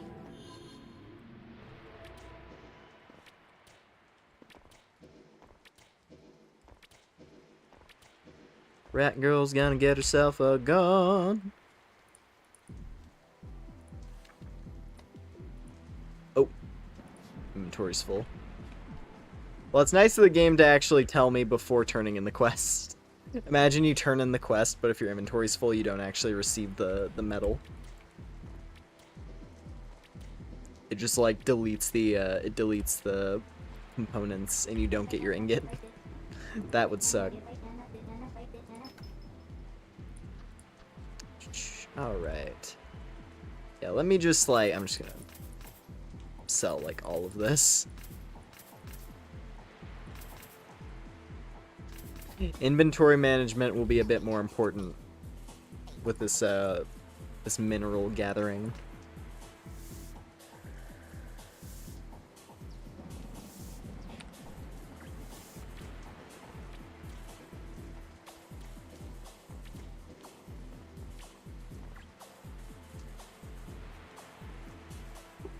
Wrong one. Amberite! And then, yeah, Sapphite is Iron Tier. Alright, how many did I get? 3? And it's 2 for the gun.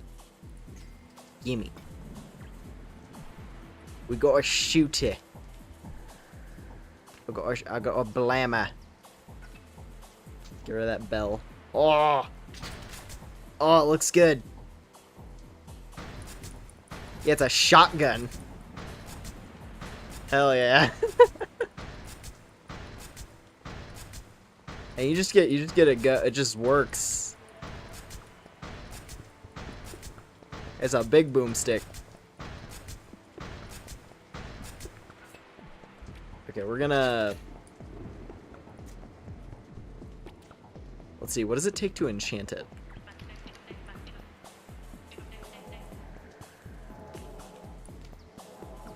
An extra ingot. Wow.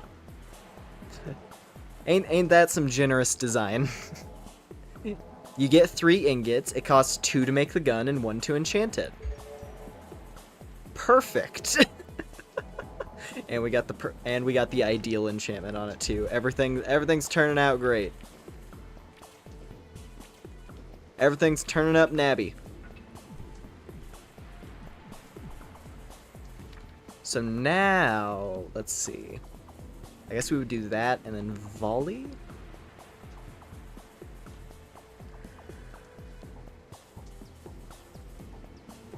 I'm gonna guess volley is it probably works on gun.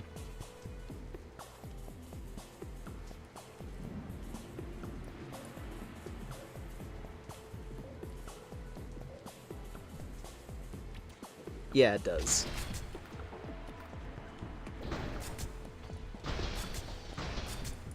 Nice.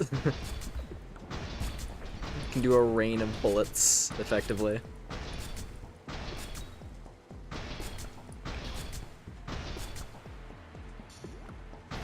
Oh, there it is. That's what I wanted. It's the charge attack. Bah! Oh, and if you do it in the air, when you're on foot, and if you do it in the air, it bounces you back. Awesome. Oh! That's the way to do it. Jumping charge attack. Bah!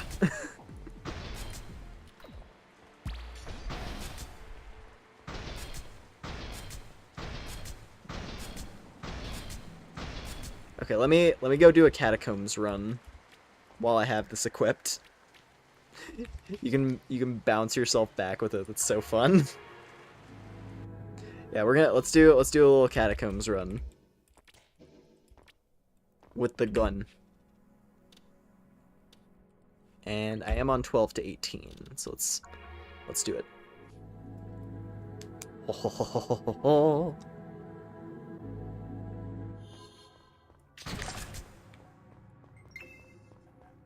I might need to kit out all of my characters with one of these. I don't know if there's more. I don't know if this is the only gun for right now.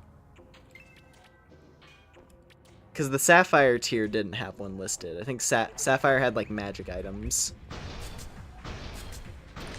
Wow, and it has, like, good knockback, too, it feels like. Ow.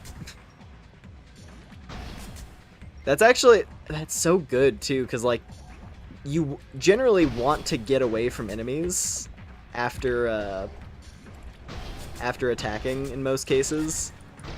Oh, I'm dead. I got poisoned super hard. Whoops.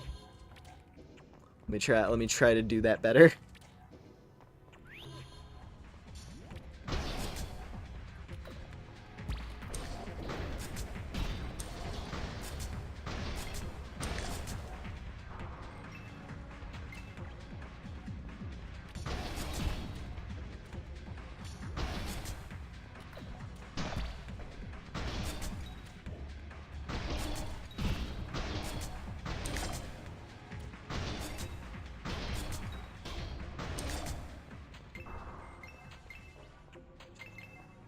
I got a Tome of Experience out of that too, nice.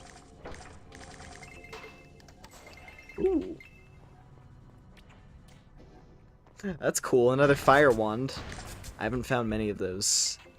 I think the only one of those I've found is on my, one of my mage characters. Because for one of my mages, I gave her the fire and the ice magic wands, respectively. Or I guess it's water, technically, it's not really ice.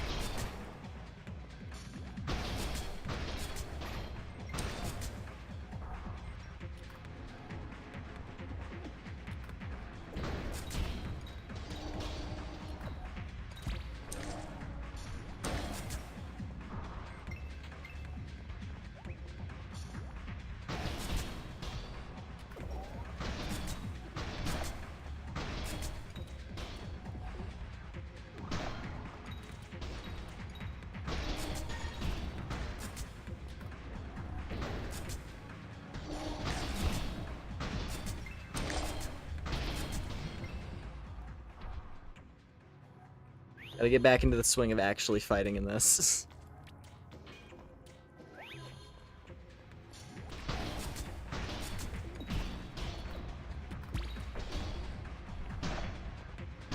Yeah, mate.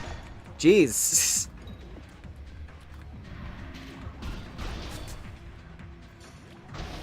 Yeah, the main tricky thing is the startup.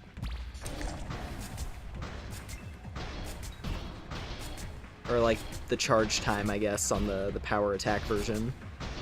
Trying to find windows to actually do that.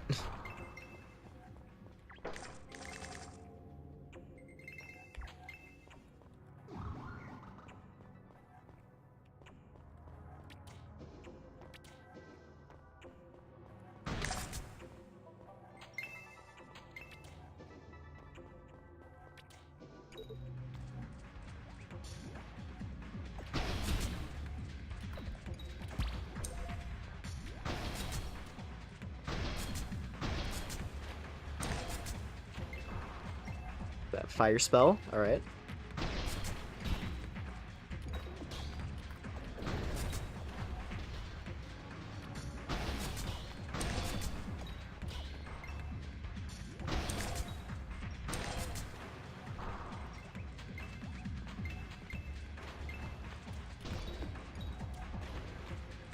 Alright, so the next patch of this needs to add a first-person mode.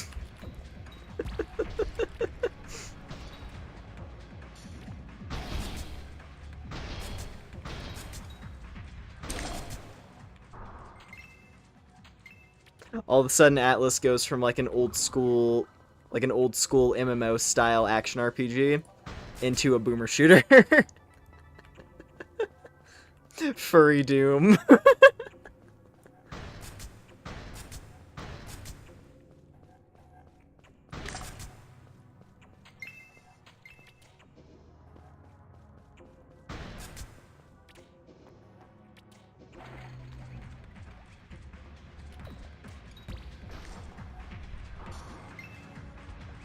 I guess it It's very much the kind of thing where, like, you would charge up the heavy attack between enemy waves so that you can just, like, immediately fire it off. Infernal.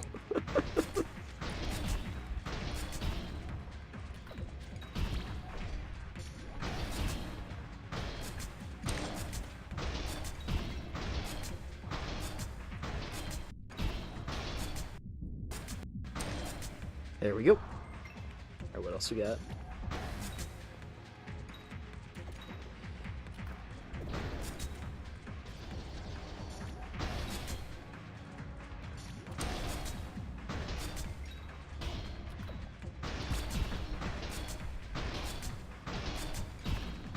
It does a lot of damage. When it does the full amount of damage, like, it's really strong.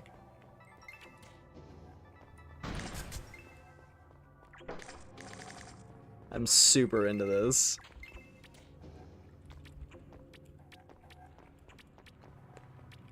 And that's the thing. You could use this on any class because of the whole being able to, like, reclass weapons to scale with any stat. So I could make a mage with a gun if I wanted to. And it'd probably be really good.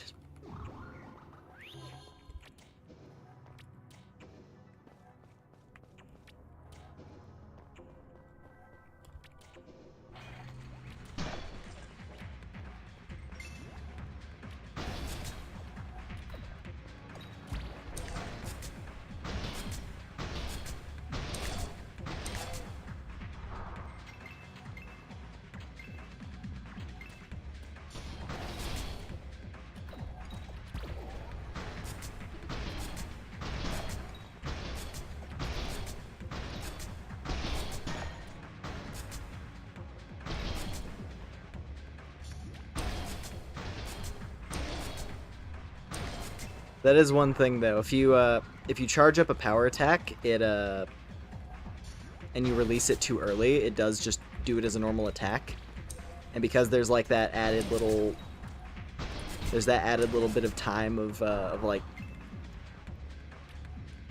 what was that, like cocking back the, yeah, just like cocking the gun again, basically.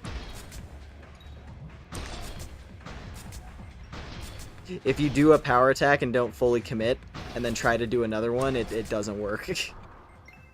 Because that's tripping me up. Like, it is a fairly slow attack.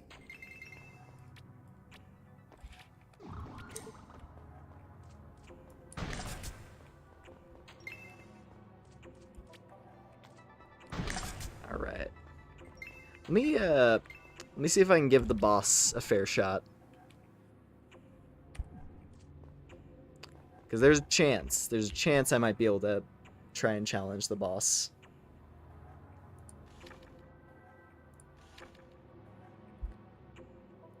Ooh, I wonder if inner focus would actually be good for the shotgun. If I use it carefully. If I use inner focus carefully. Ah, I blocked it. Damn. That's the problem. Fighting a strong enemy like this and trying to do that doesn't quite work.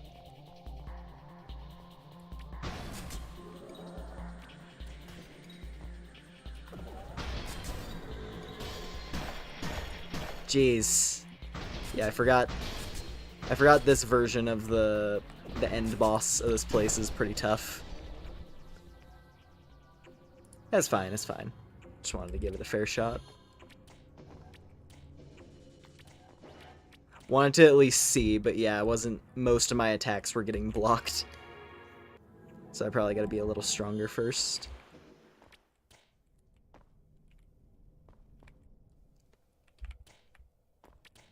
Still though, fun weapon.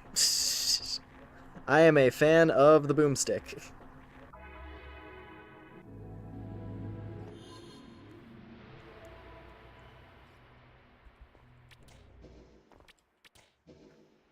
And I guess, in theory, instead of doing mining on every single one of your characters, like doing that initial phase, you could just do mining on one character and then store items in like your store items in the bank, because the bank carries between save files. That would probably be really helpful for like the higher level crafted items. That's what I'm guessing anyway.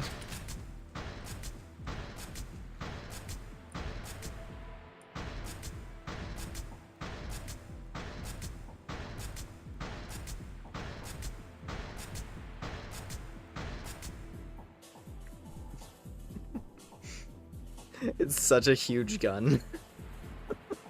I love it.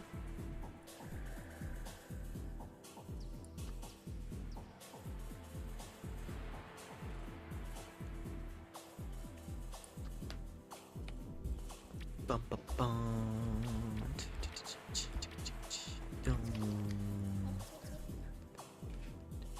Dun.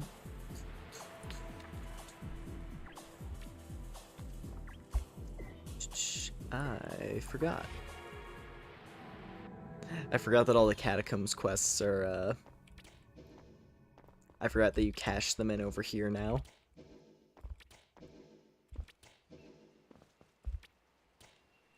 Do we respect women in this house? Alright. Got quests. Oh. Do you have quests? Yes, you do. Because I have these to turn into you. Cool.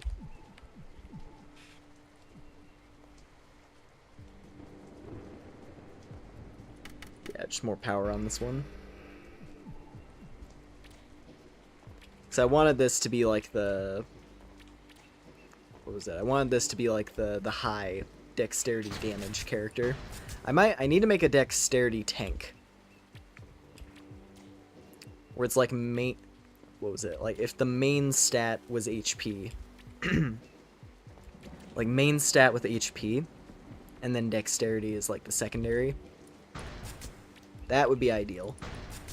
Oh, hey. So if you have enough forward momentum, you cancel out the knockback. That's cool! That's so cool. This is such a neat weapon. Because if you do it raw, you just, like, get knocked back. But if I do, like, a spin kick into it, it just stops my movement forward. I can effectively do a gunstinger that way.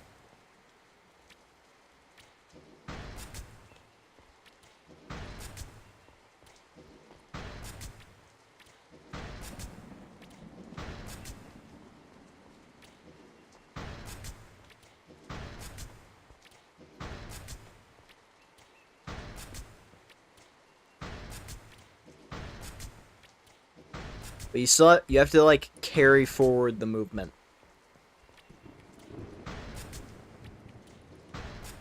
Because if I like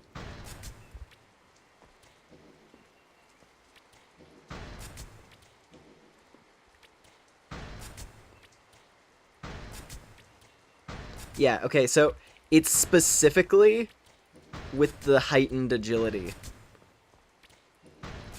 So only a dexterity focused character would be able to do it that way.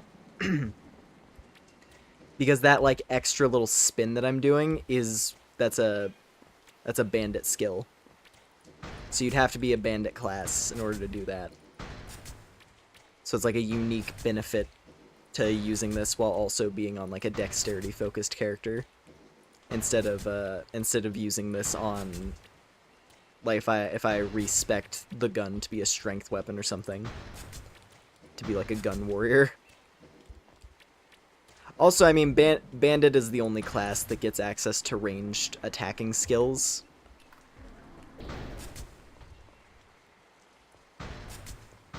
So if I wasn't playing as a bandit, I wouldn't have access to any. It would just be the basic attack, which is good, but that's all it would have. Gunfu hasn't been this fun since Jak and Daxter.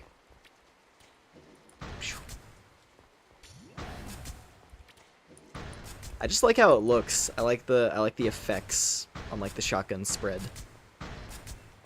Just the burst. It looks nice.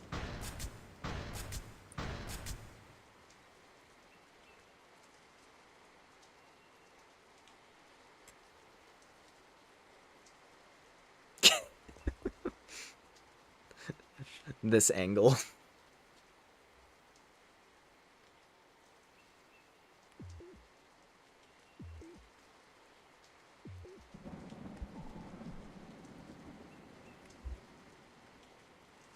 I forgot the... Hold on.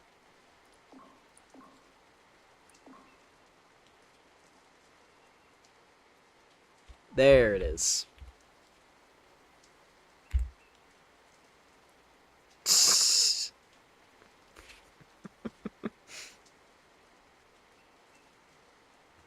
Had to hide the UI.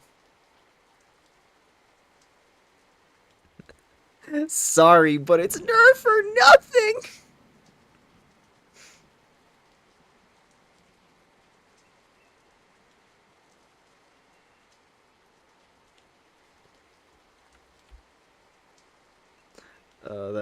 That's so rad. I'm curious how this looks with other races though. Cause what was it? The rat people. The rat people have like one of the more unique stances in the game. Let me see. I'm gonna stick the gun in storage real quick, and I'm gonna pick it up on a different character. I want to see if the stance looks any different.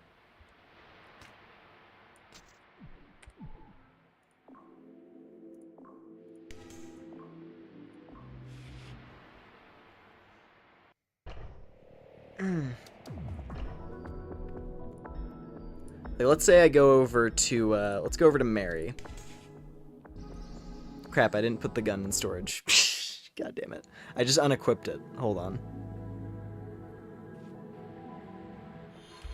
Hold up, hold up.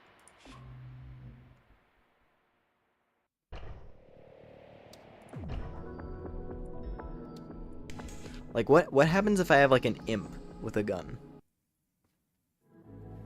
God damn it. Now I'm like... I wish you could... I don't think you're able to respec characters, that's one thing. Like, if a character is committed to a class, I don't think you're allowed to change the class. So I gotta make another bandit character if I wanna see. Or if I would, like, really wanna use it and have fun. But hey, you know, you have, like, 100 character slots in this now, so it's not like that's an issue. It's just, I just have to, like, commit to the early game leveling process again. On a fresh character. I guess I do have, like, I have, like, a goblin.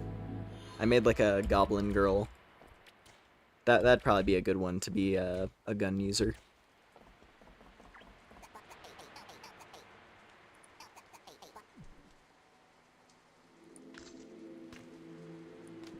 Alright, gone.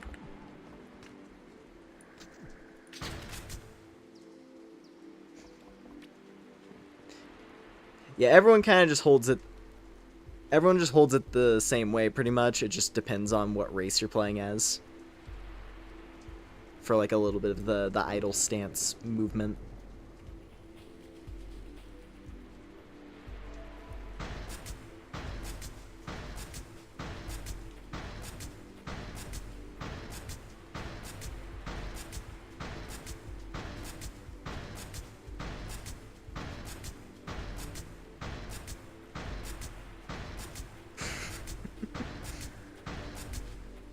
I like it.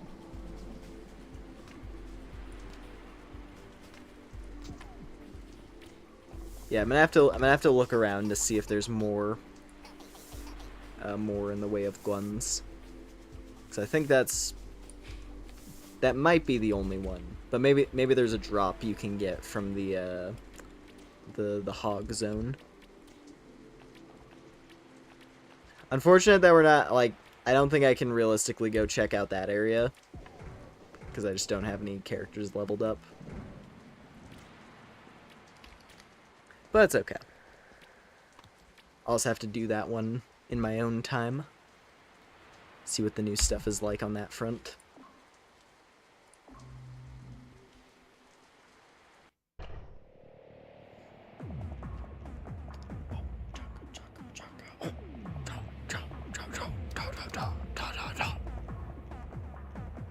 I wonder when this thing...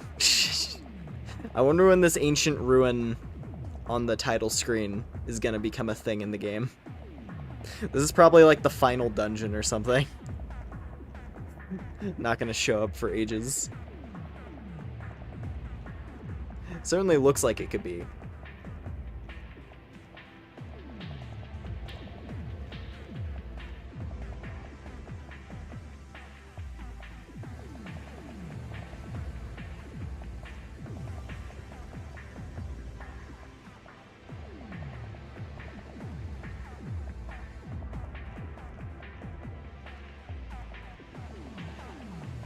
Yeah, I love this game.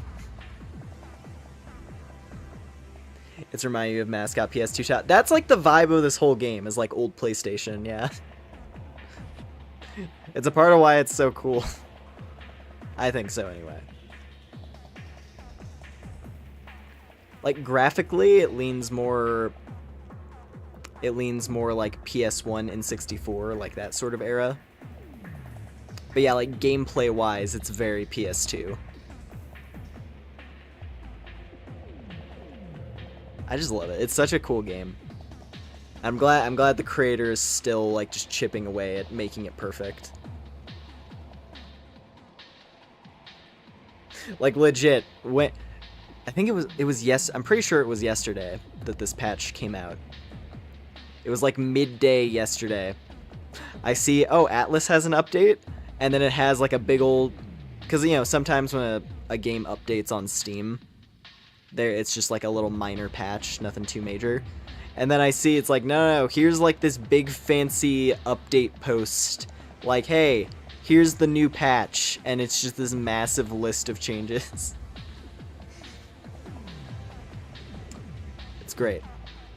It's a good game. It's very good indie. Extremely good indie. Immaculate.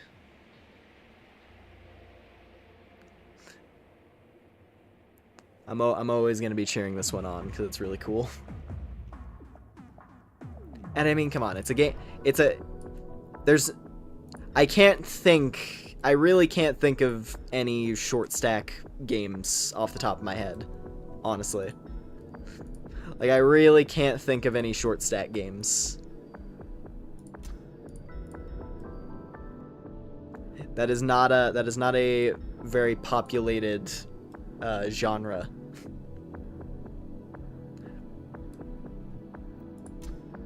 Which is a tragedy, because look at how cute all these characters are.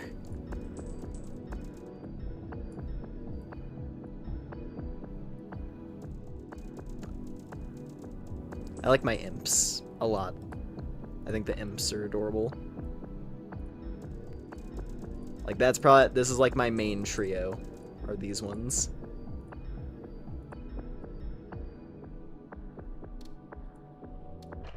And now I gotta make one who's gonna be a gun user. But yeah.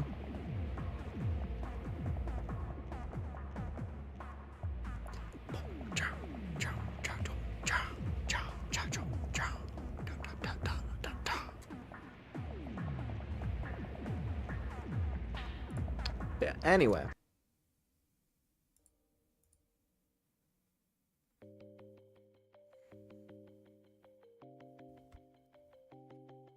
I think that's where we're gonna wrap up here for the night.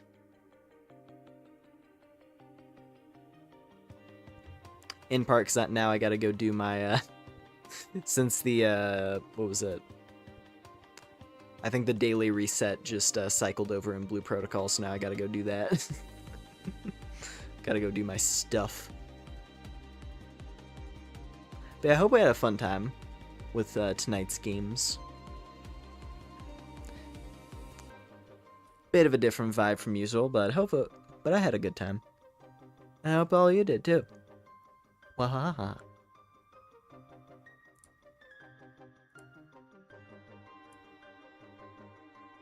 Let's see.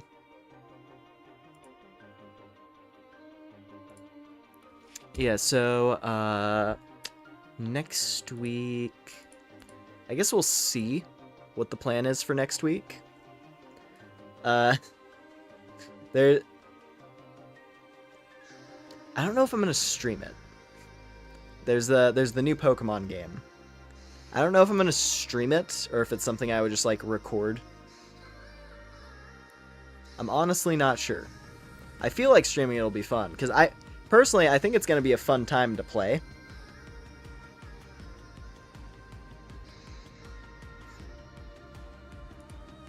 But we will see.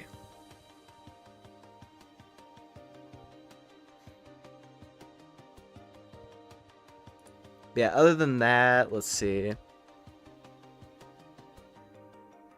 We could keep going with the Mystery Dungeon randomizer. Actually, Doll's Nest. That's the big one. We do need to finish Doll's Nest. And we have quite a ways to go, I think, on that one, so. Yeah, we're gonna keep going with that. Should be a fun time. The games you've been streaming give me hope for the industry. As I proceed to start talking about Pokemon. But yeah, no, you know, I like trying to prioritize just, I don't know, things that I think are neat.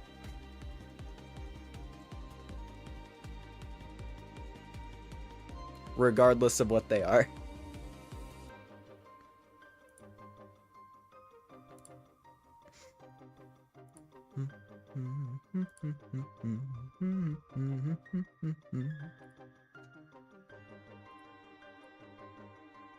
But yeah, no, I think that's the general plan. Probably gonna do Doll's Nest and Pokemon Legends. And I don't know if we'll do anything other than that. Might just be that.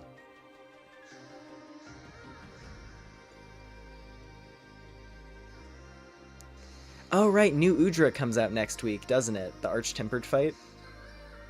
Yeah, we might need to do Monster Hunter, actually.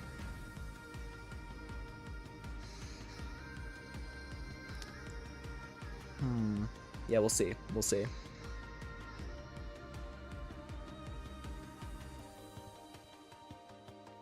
Who knows? Maybe the one thing is, I'm not 100% because next Thursday might be busy, which is why I'm not sure if I can do more than 2 streams.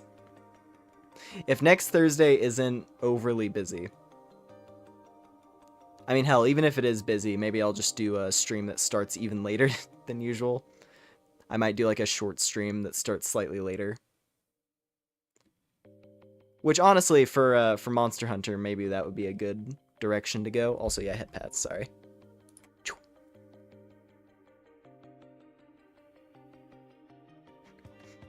Yeah, maybe for the Arch-Tempered new Udra stuff, we could just do like a slightly shorter stream for that.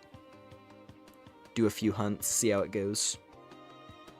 Considering the types of folks who have been joining in for the Monster Hunter streams, I can't imagine we'll have too much trouble with it.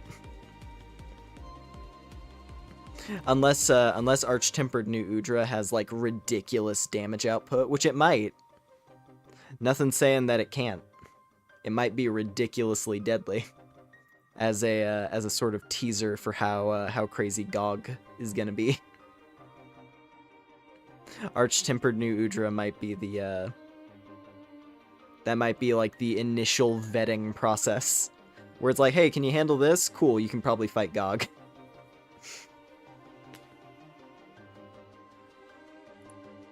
Yeah, and we'll see. So that's how I'll indicate it for next week. Monster Hunter Wilds, Arch-Tempered Nudra. I think, as long as that is coming out at the appropriate time. And then, yeah, the new Pokemon and Doll's Nest. That's what I am thinking. So I hope we're looking forward to it.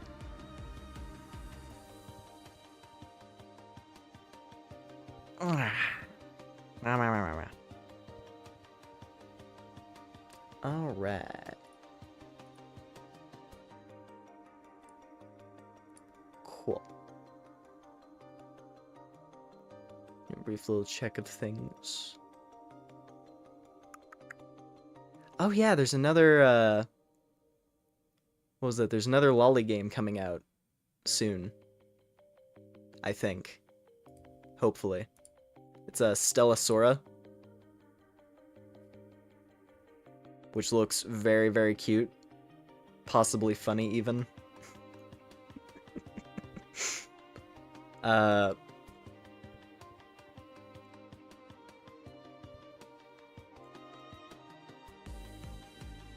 Let's see. Yeah, no, because actually in 2 hours, wow. I'm just now noticing. Set 7 a.m. EST, and I think like 3 a.m., 4 a.m. PST.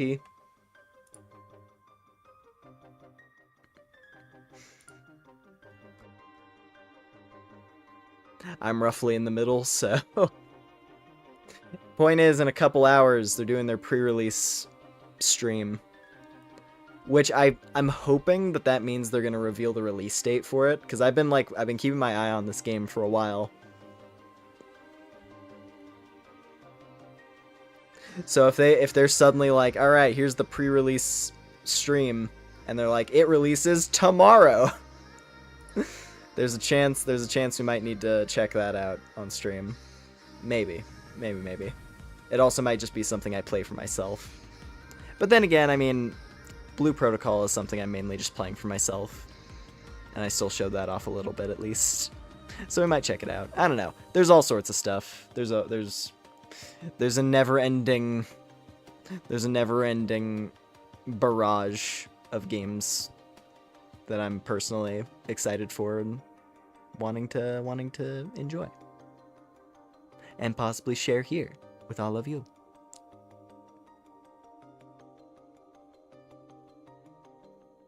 Anyways, I think that'll be all from me. That's all the stuff I got to talk about. Once again, thank you very much for hanging out tonight. Hope you had a good time. Whatever time it is for you, hope it'll be a good day, good night. And I will catch you all next time on whatever it is. Take care, everybody. See ya. Bye, bye, bye.